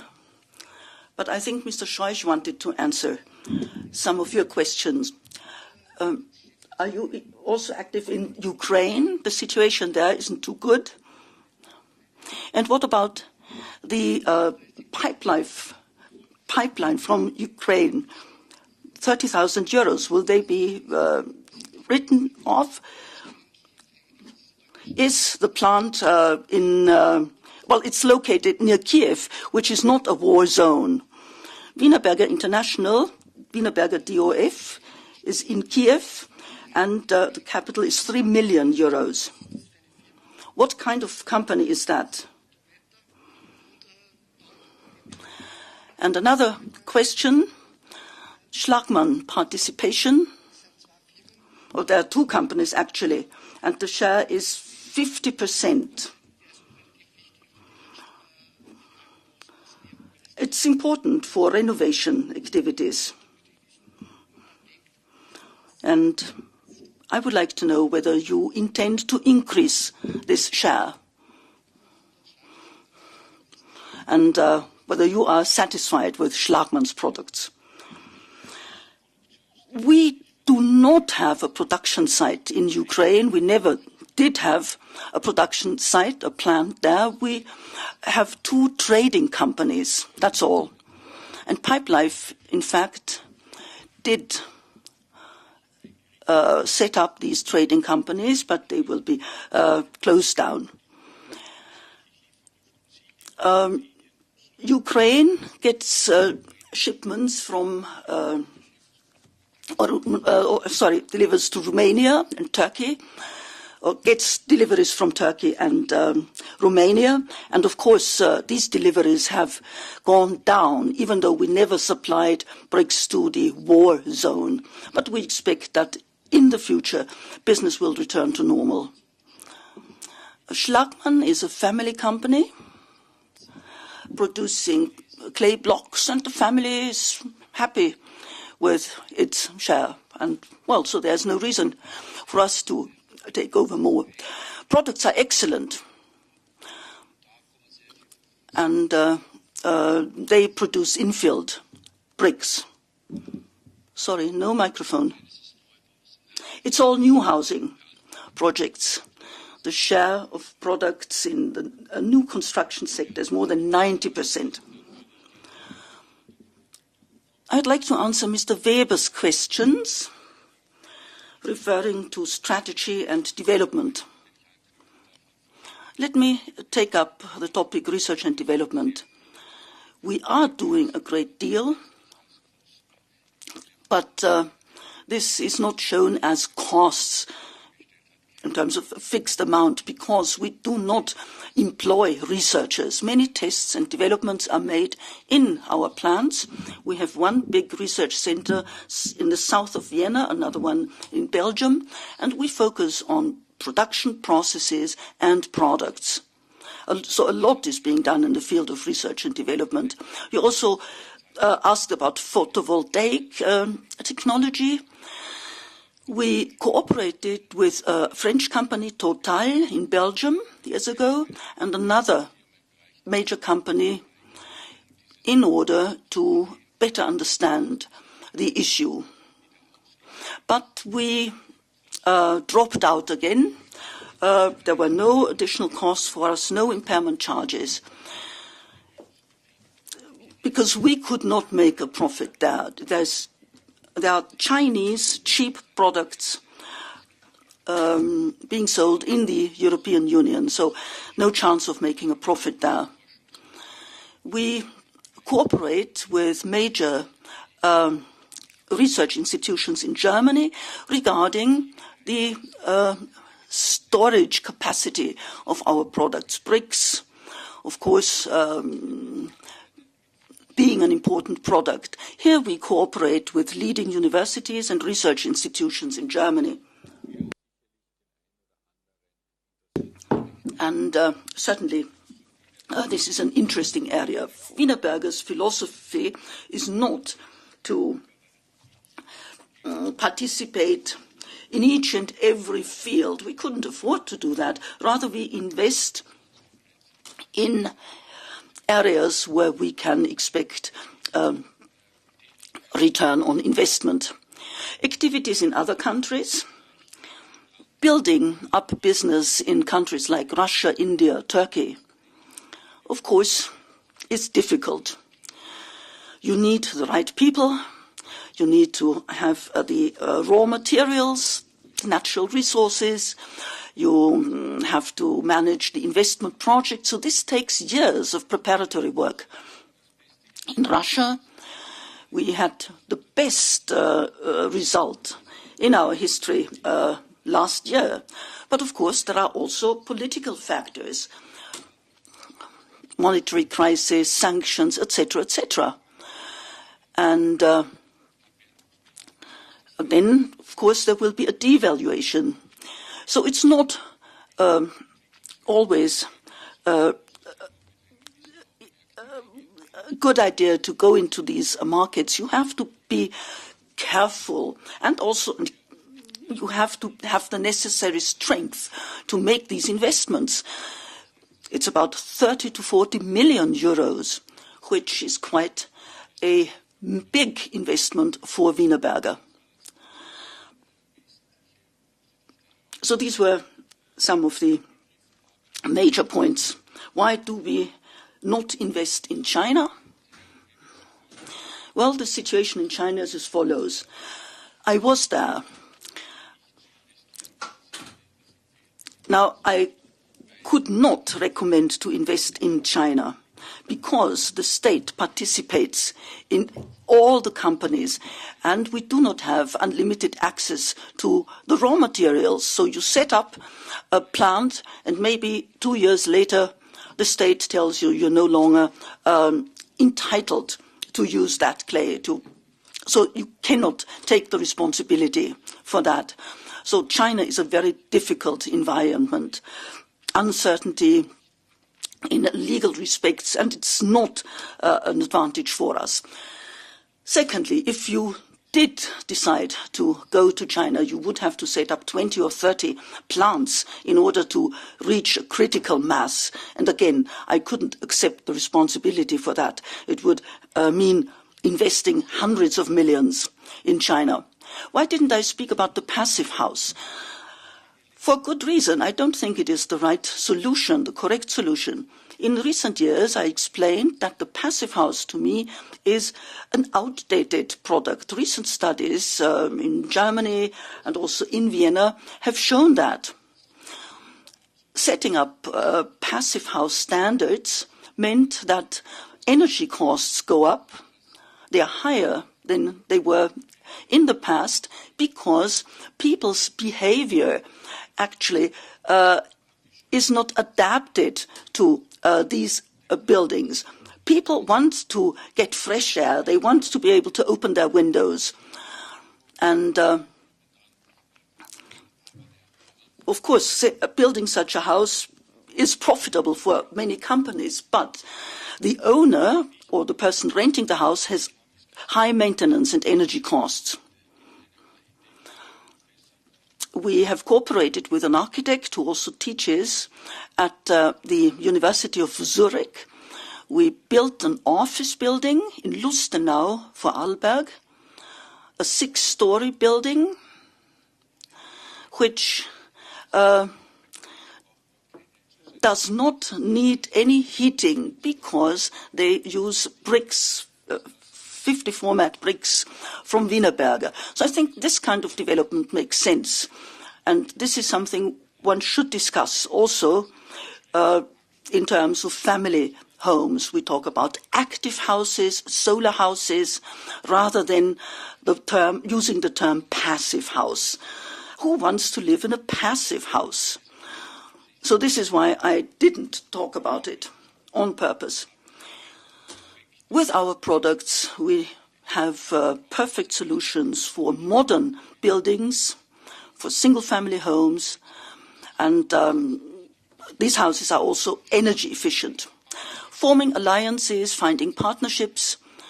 Mr. van Riet mentioned that we cooperate more and more with leading European universities with regard to architecture, construction, statics, energy. These are important issues for us. And we also have set up a course with 3 or 4 universities in Europe. And we will actually intensify our cooperation with young engineers, young graduates. So there is a clear commitment to invest in research and development.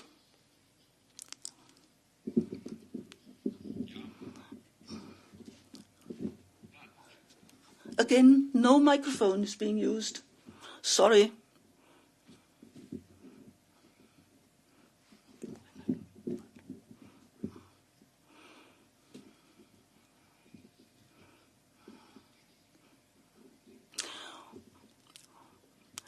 Well, the speaker is talking about photovoltaics.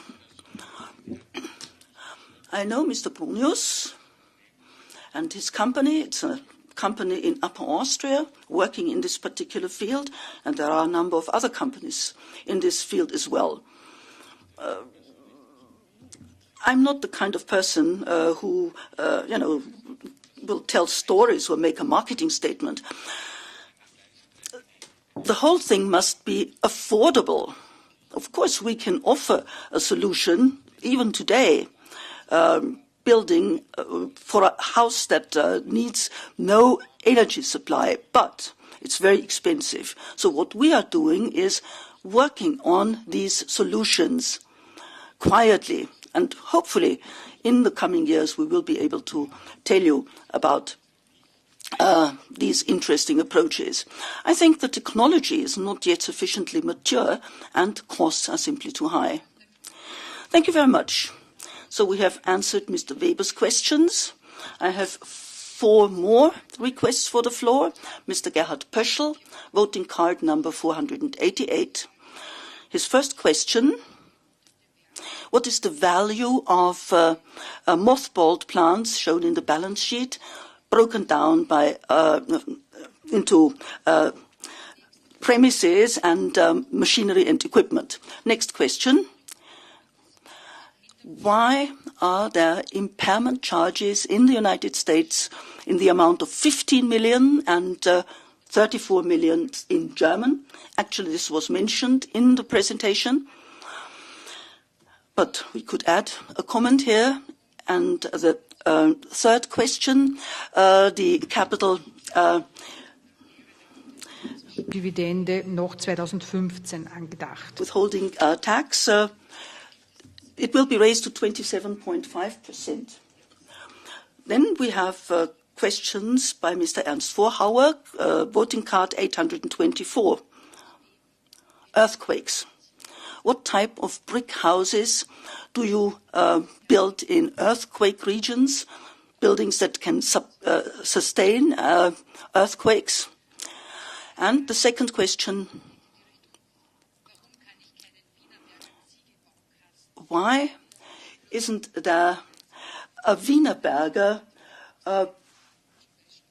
set of bricks available for children? Another question by Johann Friedrich, voting card 288, which I cannot read, really. I cannot decipher it. The question is whether only people present in the room can vote, or if it's possible to vote if you have already left. I can answer this question immediately. I would like to refer to what I said at the beginning of my statement. It is important to be in the room and to register with your voting card, because we use a barcode and the subtraction procedure. And the final request for the floor, a question by Mr. Manfred Pollack, voting card, well, it says guest. Are there countries where Wienerberger is not present on the market? So these were all the questions. The mothballed plants are mostly in the United States. The book value is less than 50 million. There are a few in Hungary, one in Poland. So altogether it's less than 50 million. They are being continuously depreciated. As long as a plant is mothballed, it's depreciated. And data about land, I don't really have those. The impairment in the United States of 50 million and in Germany, I already said that when you can see that in the course of an impairment test, it turns out that a plant cannot generate a value, it has to be written down to its economic value. Now, the dividend is... Could we skip the dividend for this year? Well, the dividend is so small, so low, that I'll look at it, but I don't think that we will skip the dividend for 2015. Earthquakes in Italy and Romania, we only offer solutions that are based on high-strength bricks. You will remember the earthquake in Italy at the epicenter. We had built a number of projects, and the houses were completely intact, even without cracks after the earthquake. So we have good solutions for earthquake-prone regions. We're continuously working on that. It's very important in these regions.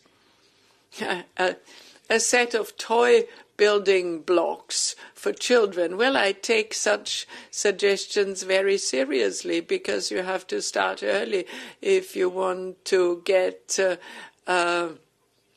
children interested. The Lego company sort of reinvented itself, and they use the term bricks a lot. So why not a partnership of that nature? In recent years, we've been busy reorganizing the company, and when it comes to marketing, we're going to approach these topics on a step-by-step basis, and we will focus more on that. Mr. Pollack also asked about the passive house. What speaks against the passive house? There are two components. One is air quality in the building.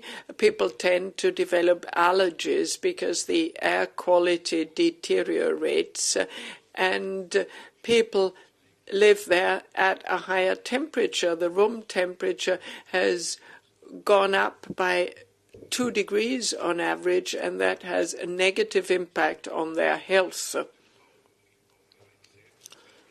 And there are two other important aspects, construction aspects. Mold is a problem, and what's even more important is cleaning and maintenance of the filter systems in a passive house. It's a highly sophisticated system. And finally, there are many markets in which we are not represented, mostly outside Europe, but also in Europe. We are not represented in Spain and Portugal. We are not planning to go there. And there are regional markets where we do not have a presence yet, but into which we may expand in the years to come. Hopefully to your satisfaction and with a profitable outcome. Thank you very much. I think all the questions have been answered. No, we have 2 more questions. Mr. Staller. Mr. Staller, would you like to be first? Well, it's taken a while. Mr. Scheuch, I do not attack anybody.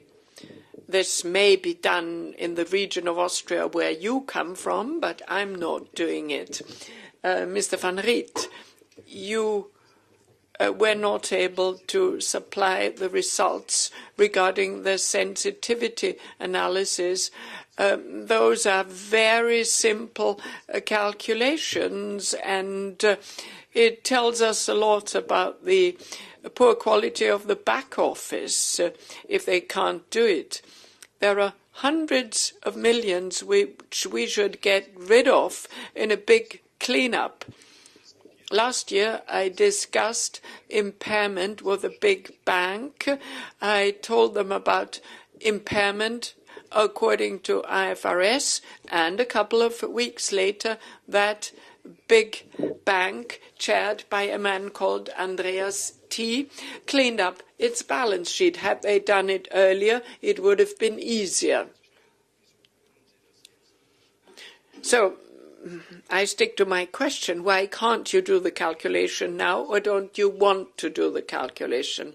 The free cash flow, as long as it is not more than 200 million, and this is where we should get to, doesn't matter to me. What's important is the net free cash flow. This is what we need to repay our debt. So I'd like to know what your target is for the free cash flow and for the net free cash flow. And that, of course, relates to the question on the hybrid bond. Mr. Scheich,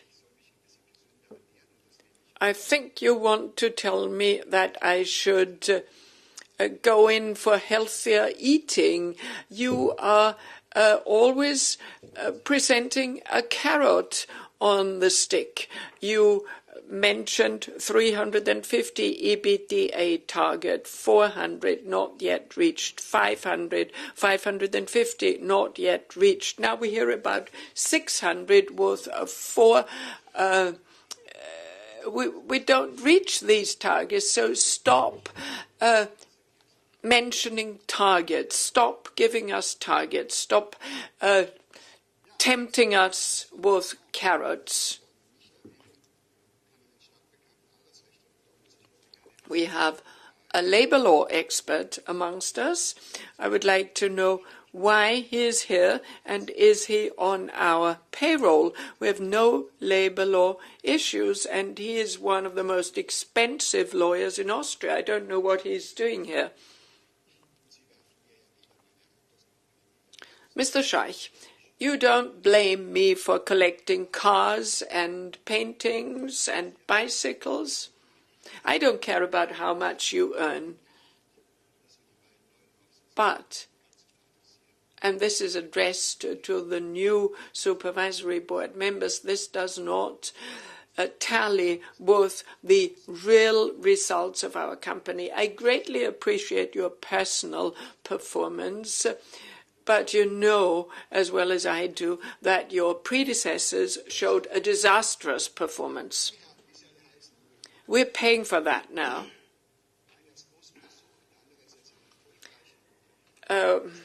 Whoever they were, one of them now is a successful entrepreneur. The other was just a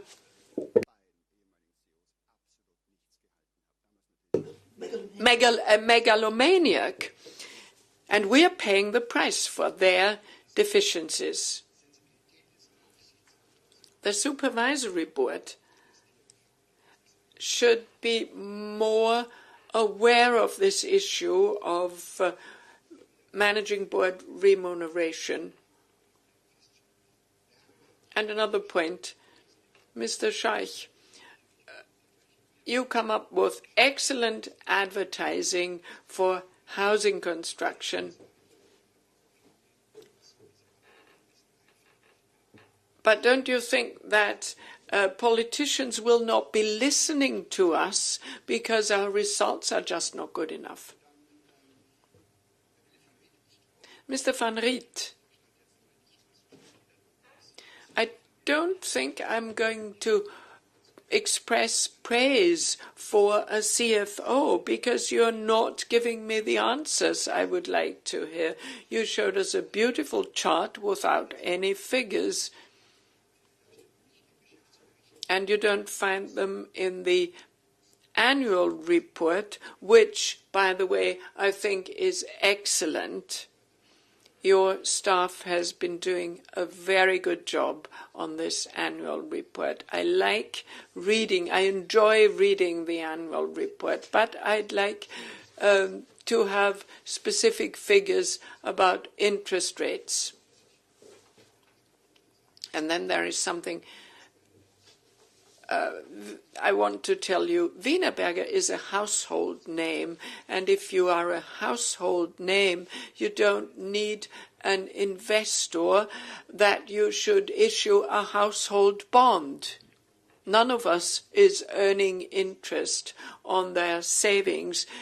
Everybody is looking for investments. Now, almost everyone in Austria knows Wienerberger. Why don't you issue a household bond with a maturity of 7 to 10 years? You would get an excellent interest rate.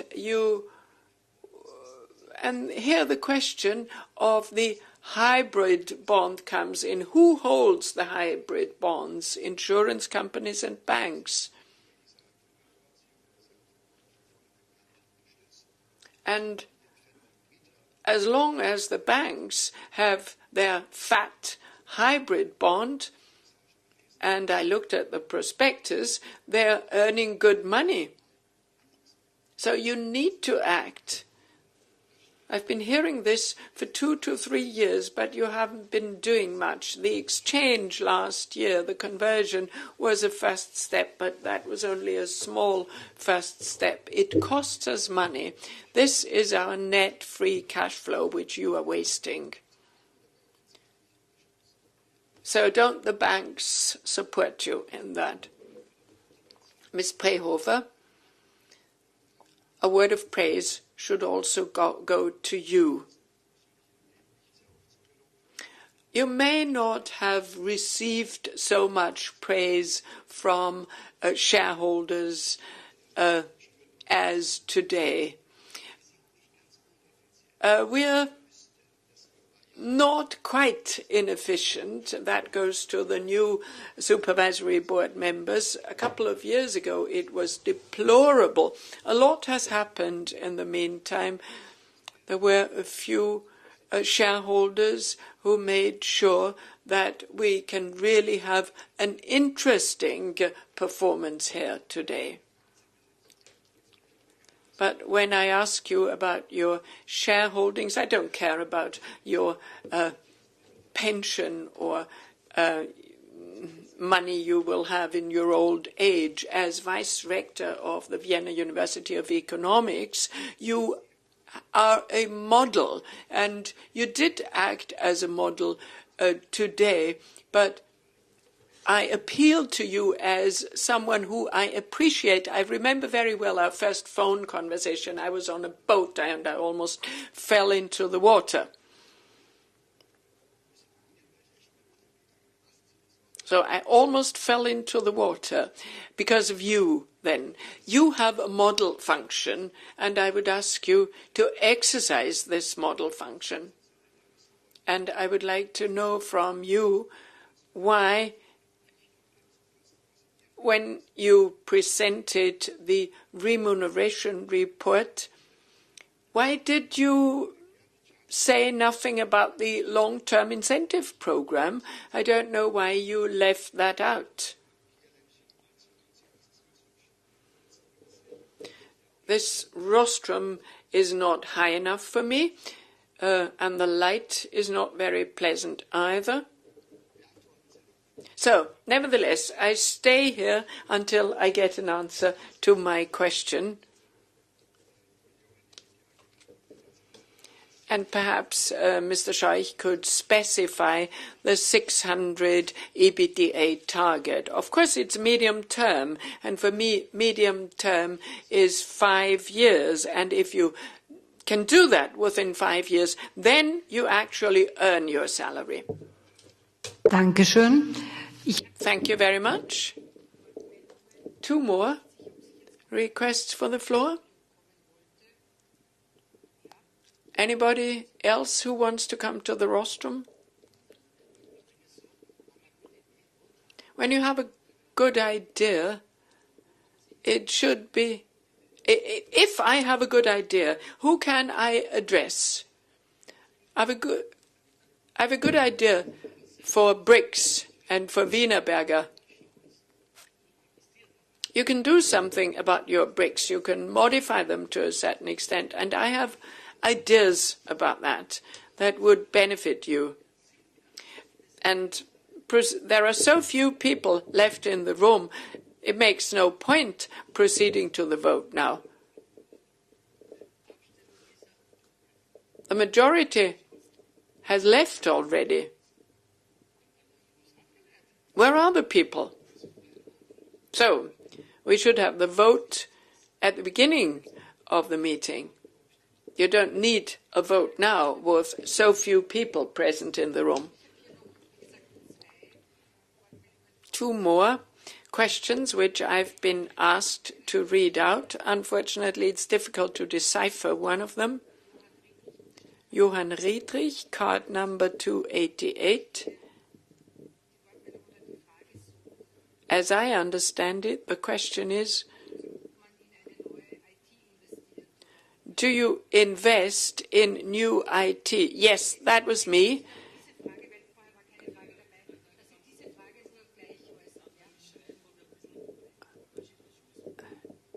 Well, I know my handwriting is difficult to read, but I can express myself verbally, orally. I said I have good ideas. I won a youth award in Austria some time ago, but I don't have the money to implement my ideas, and I would like to find someone who is willing to take up my ideas, to pay me for that. I will give you my product ideas. I need someone I can talk to. So your question is, who can you talk to at Wienerberger if you have a specific idea? And then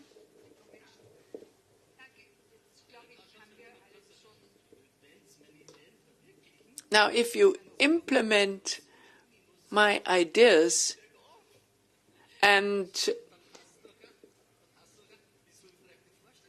you may, and if it's a success, you may invite me to become a managing board member. Now, a last request for the floor from Jürgen Weber. First question.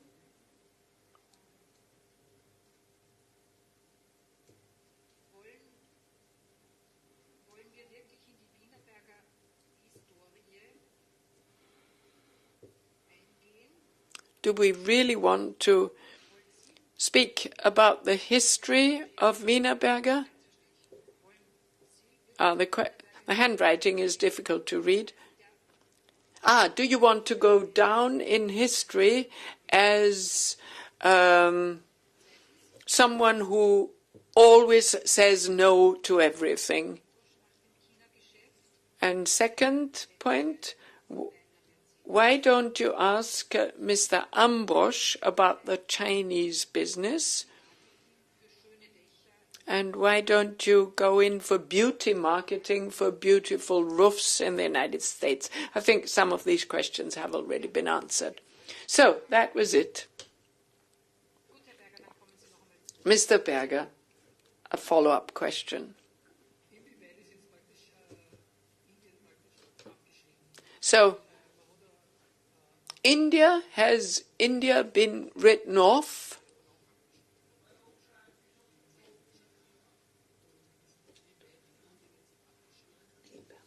So, has India been written off to zero?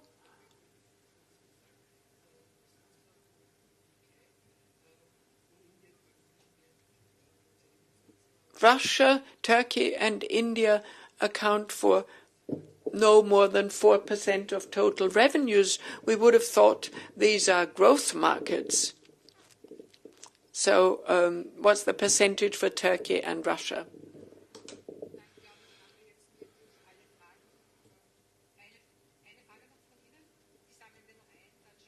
One last question, and then a last round of answers, And then we really need to proceed to the vote, as some of you have been demanding.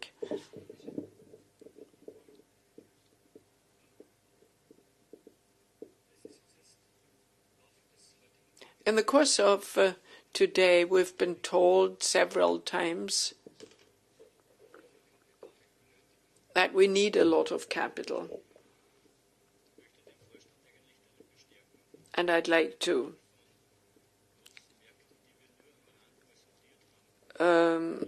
support the managing board in its position that large markets that were discussed in the past, India and others, should not be pursued any further, because these markets tie down a lot of capacity, use that capacity for restructuring and give up these adventures. All right. Now let's have the answers. If Mr. Staller agrees, I would like to make a brief comment. Thank you very much for your comment.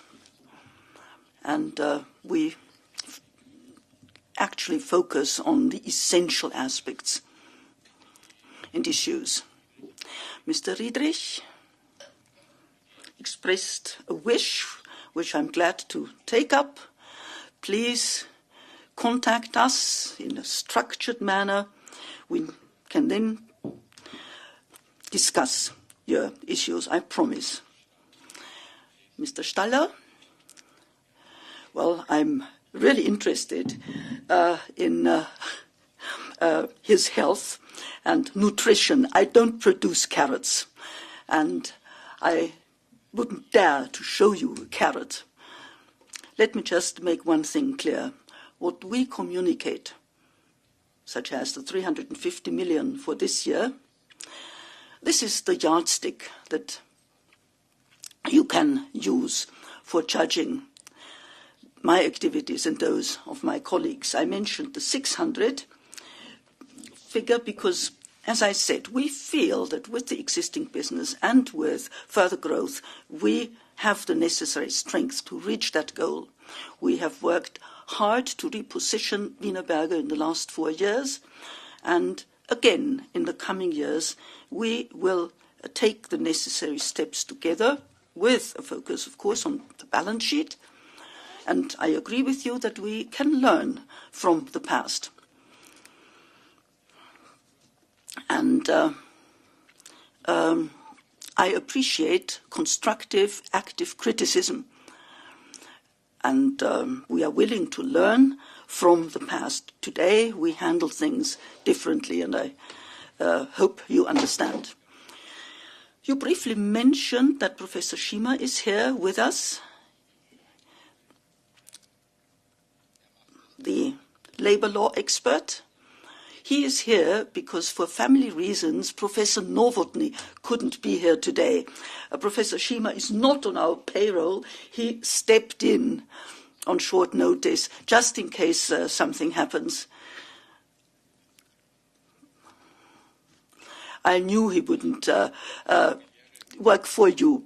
Yeah, but our lawyer, Mr. Novotny, had good family reasons for not being here. Yes, I have made the calculations. It took a bit longer. Plus 1% WAAC minus growth rate, that makes a total of 780 million. No, sorry, 187. 187. Plus 100 basis points WAAC minus 15% growth rate. And what about zero growth rate? Yeah, that would take time to make this calculation, sorry.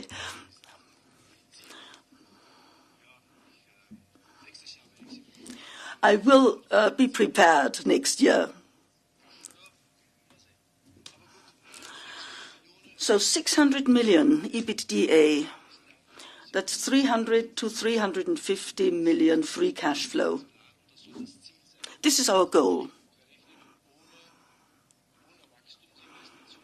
This is without growth investments. and without the dividend. This is not included. And without the hybrid bond. We'll see, what happens with the hybrid bond. Now, regarding the hybrid bond, we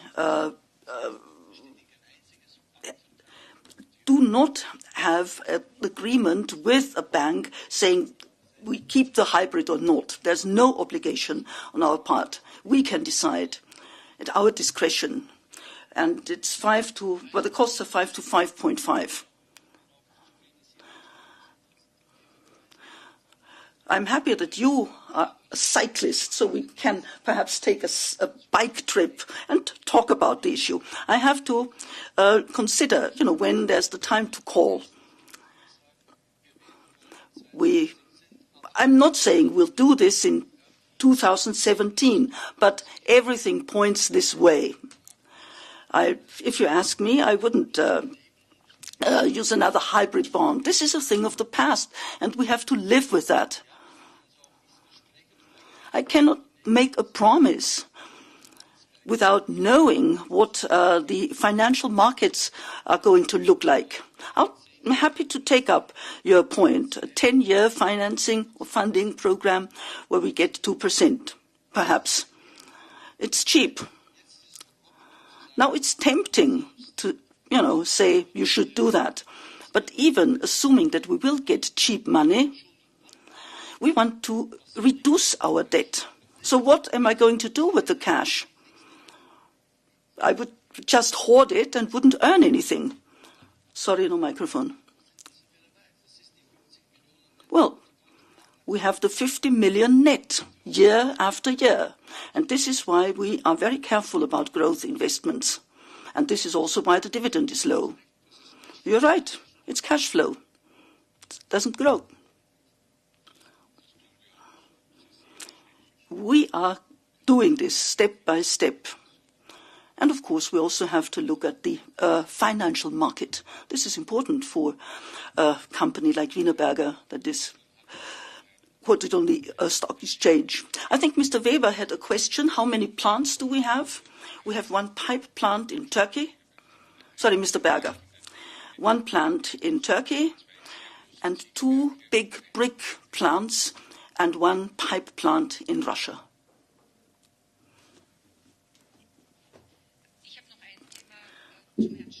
Mr. Staller, he said that we might not have shown the payment for the board, the LTI expenditures. Actually, we've quoted all the payments in the remuneration report, starting on page 69 to page 72. You have all the details. This is in the annual report. Sorry, Mr. Staller is not using a microphone.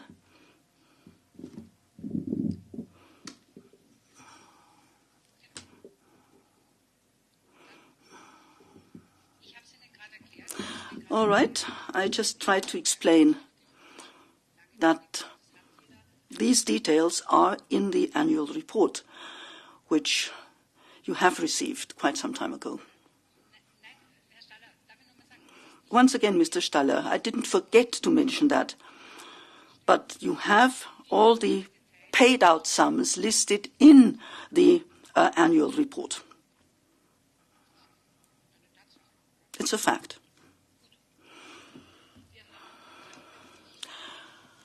I think we have answered all the questions. So,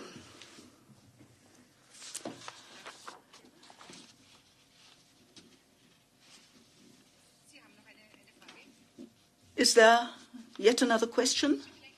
And would you please go to the rostrum, or should I read your question?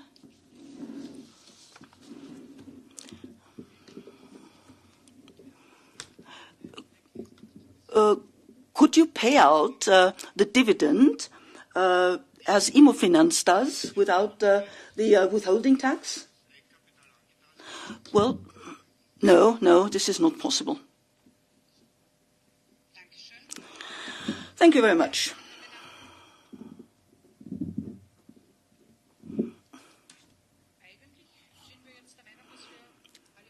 Well, my impression is that we have answered all the questions. What question do you want to have answered? Sorry, did we forget something?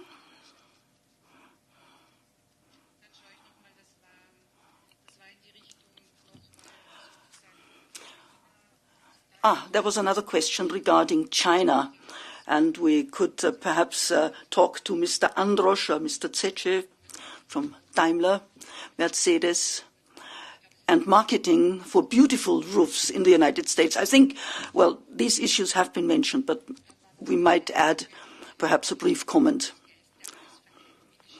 And then the question, do we want to be seen as people who say no to everything? But that was not a question. I'm certainly not someone who says no to everything, who negates everything. On the contrary, I've tried to describe our diversification strategy in recent years, which is in line with what you said about having a broader base. If you give me your address, I will send you a brochure on roofs in the United States, and you will see that we are advertising high-quality projects. The question of, exchanging ideas with other industries about investing in China. We do share ideas, but it makes quite a difference whether you produce bricks or circuit boards. Makes quite a difference. Also, I would add that we have a very long investment cycle, 20, 30 years. So we need to have legal certainty. I cannot just go into a market, sort of blindfolded, saying I can do without raw materials, without energy, etc., etc. Despite people's satisfaction with the industrial boom in China, we have to be careful. Maybe 2 or 3 years from now, the situation will be different, and there is a very strong real estate boom, which will ultimately come to an end. Russia, for instance, here people said, well, you have to be there as quickly as possible. Today, the perspective has changed. These countries also involve a certain risk. As your colleague pointed out, we should be careful here. We focus on growth in Europe and in North America because we see opportunities also with a broader product portfolio. All right, I think we have answered all the questions. I would like to thank you for your active participation and for your comments. And now that we have answered all the questions, I would like to take the opportunity to thank the Managing Board and all the staff, the employees of the group for the successful work in the last financial year. Thank you. Let me now mention the number of attendants in today's AGM. According to the list of attendants in the Stock Corporation Act, 515 shareholders or representatives are present. They hold 62,130,190 and they have a total of 62,130,890 votes. So we have a quorum. The list of attendance is available. You can access it on the 2 terminals near or next to the door, and the list of attendance will also be added to the minutes of today's AGM. This takes us to the vote on the proposed resolutions, items 2 to 6. The proposed resolutions have already been read, and you have them in your documentation, in your folders. I would like to ask our notary public, Dr. Kirchel, to certify the resolutions of today's AGM. Before proceeding to the vote, let me point out that those shareholders or representatives concerned by these resolutions do not have the right to vote. And let me remind you that voting is according to the subtraction procedure. If you vote no, or if you want to abstain, please raise your voting card and hold it until the teller has read out your number. And please do not leave the room during the voting procedure.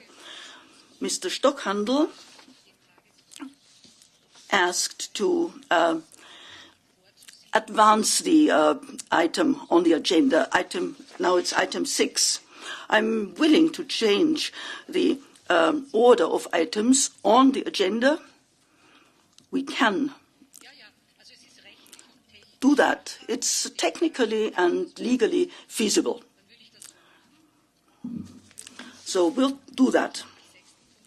And what is item 6 now should become item 2 on the agenda.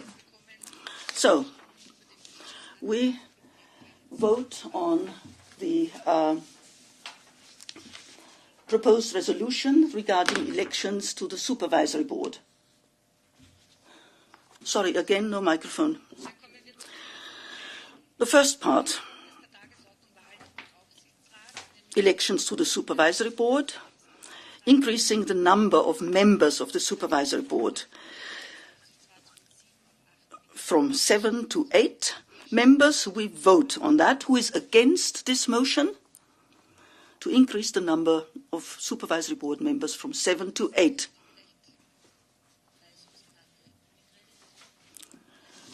Unicredit 377, 391, 771, 685, 488, 288, 388, 864. No further votes against. Any abstentions? 867, 801, 208. No further abstentions. So let me announce the result. Yes votes, 62,102,380. That is 99.95525%. No votes, 27,804, or 0.0447%. A total of 62,130,184 valid votes were cast. This corresponds to 52.86% of the share capital. I note that the resolution has been adopted with the necessary majority, and the number of members of the Supervisory Board is increased to 8 persons. Let me now move on to the second part of this resolution. We vote on the individual persons. So first we are going to vote on the proposal to reappoint myself, Regina Prehofer, to the Supervisory Board. Except for Unicredit, no further no votes, 391, 373, 701, 801, abstain. No further abstentions. I close the voting procedure, and here is the result. Yes votes, 61,670,498. That is 99.25997%. No votes, 459,782. That is 0.74003%.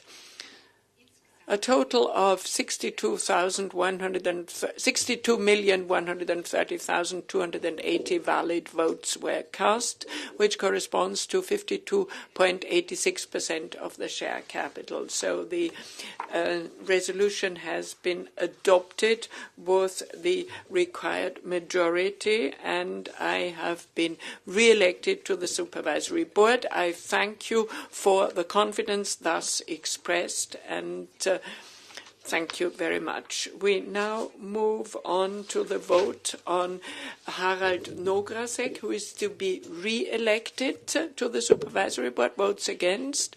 Unicredit 301. No further votes against. Abstentions 377, 391, 771, 869, 288, 801, 208. No further abstentions.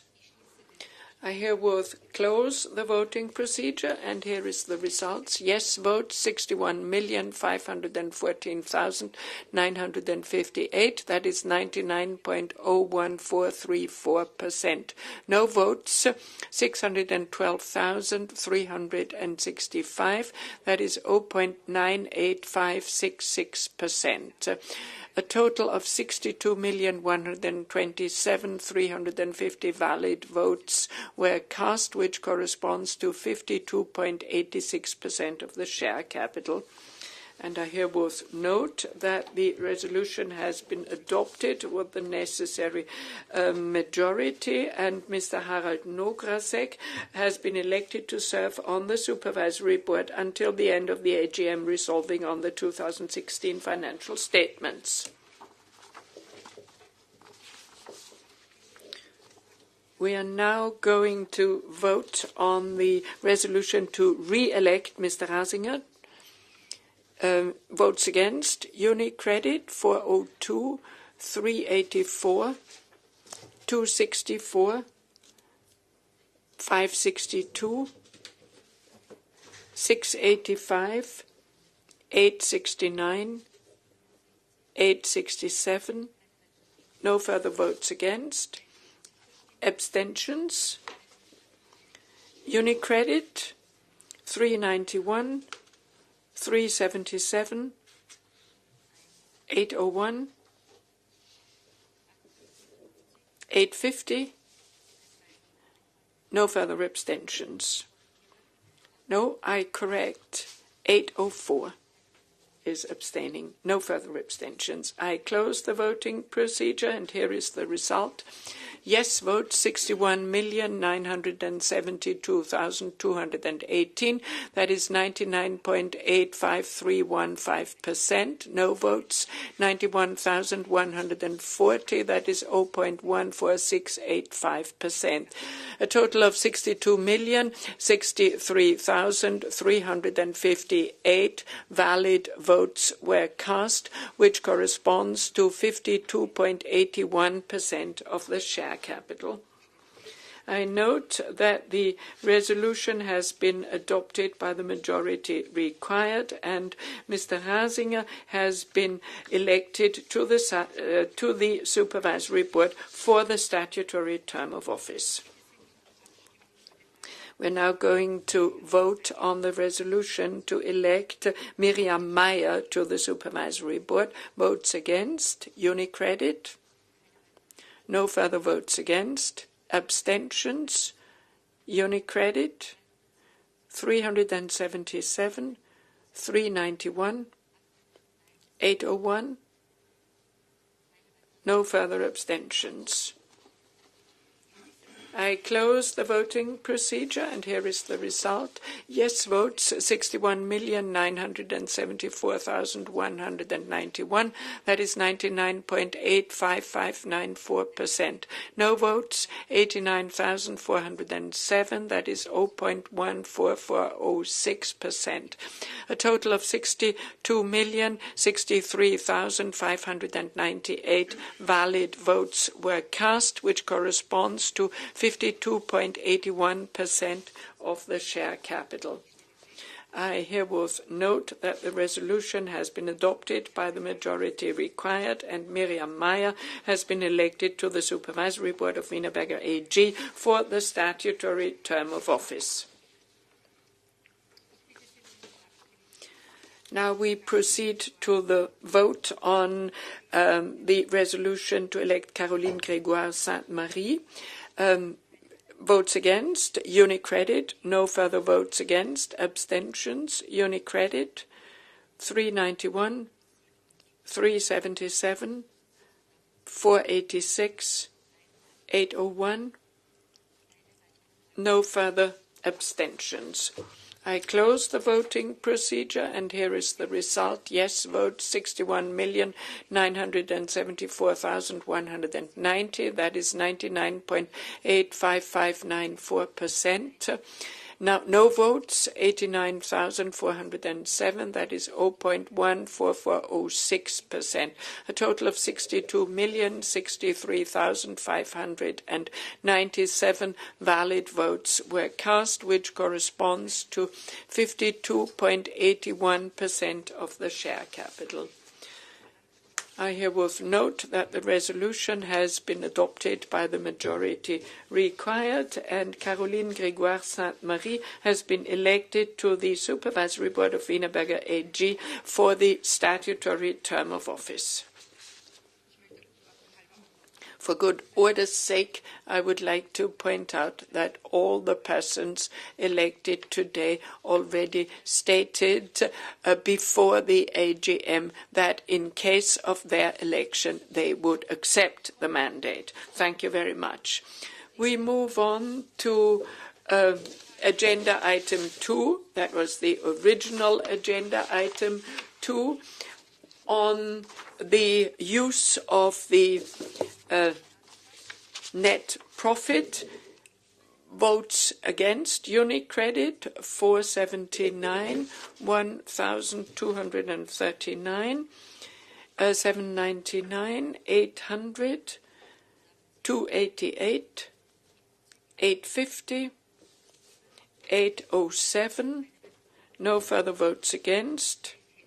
Abstentions 801. No further abstentions. I close the voting procedure, and here is the result. Yes vote 62,059,020, 99.8817%. No vote 73,448. That is 0.11821%. A total of 62,132,468 valid votes were cast, which corresponds to 52.87% of the share capital. I note that the resolution has been adopted by the majority required, and the AGM has thus decided the proposed distribution of the profit. I continue with the original third point, resolution on the approval of the actions of the members of the Managing Board for the 2014 financial year, and it's being proposed that their actions be formally approved en bloc. Those shareholders and shareholder representatives that are concerned by the resolution do not have the right to the vote. Who votes against this proposed resolution? UniCredit 869, 801, 685. No further votes against. Abstentions 799, 800, 288, 821. No further abstentions. I herewith close the voting procedure and announce the result. Yes votes 62,100,204, that is 99.95293%. No votes 29,245, that is 0.04707%. A total of 62,129,449 valid votes were cast, which corresponds to 52.86% of the share capital. I herewith note that the proposed resolution has been adopted by the majority required. Thus, the AGM has formally approved the actions of the members of the Managing Board en bloc for the year 2014. We move on to what was originally agenda item 4, resolution on the formal approval of the actions of the Supervisory Board for the 2014 financial year. It is proposed that the Supervisory Board members in office in 2014 be voted on en bloc. The persons concerned have no right to vote. Votes against, UniCredit, 801. No further votes against. Abstentions? No abstentions. I close the voting procedure, and here is the result. Yes votes 62,120,001. That is 99.99060%. No votes 5,840. That is 0.0094%. A total of 62,125,841 valid votes were cast, which corresponds to 52.86% of the share capital. I note that the proposed resolution has been adopted by the majority required, and the AGM has thus formally approved the actions of the Supervisory Board members for 2014 en bloc. We move on to the fifth item on the agenda, election of the auditor of the statutory financial statements and the consolidated financial statements for 2015. Votes against, UniCredit 65,288, 804, 1,239, Group Card 301,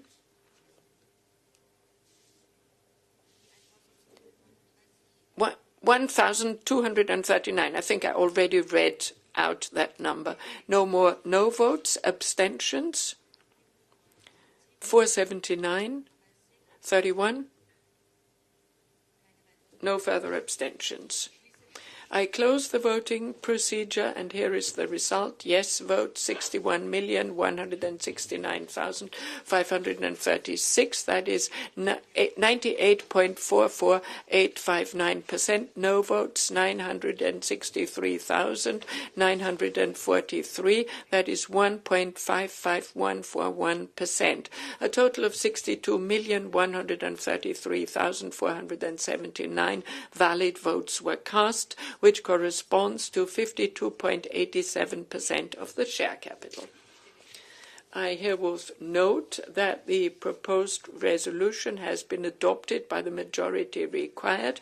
Thus, the AGM has elected KPM Austria GmbH to serve as auditor for the statutory financial statements for 2015.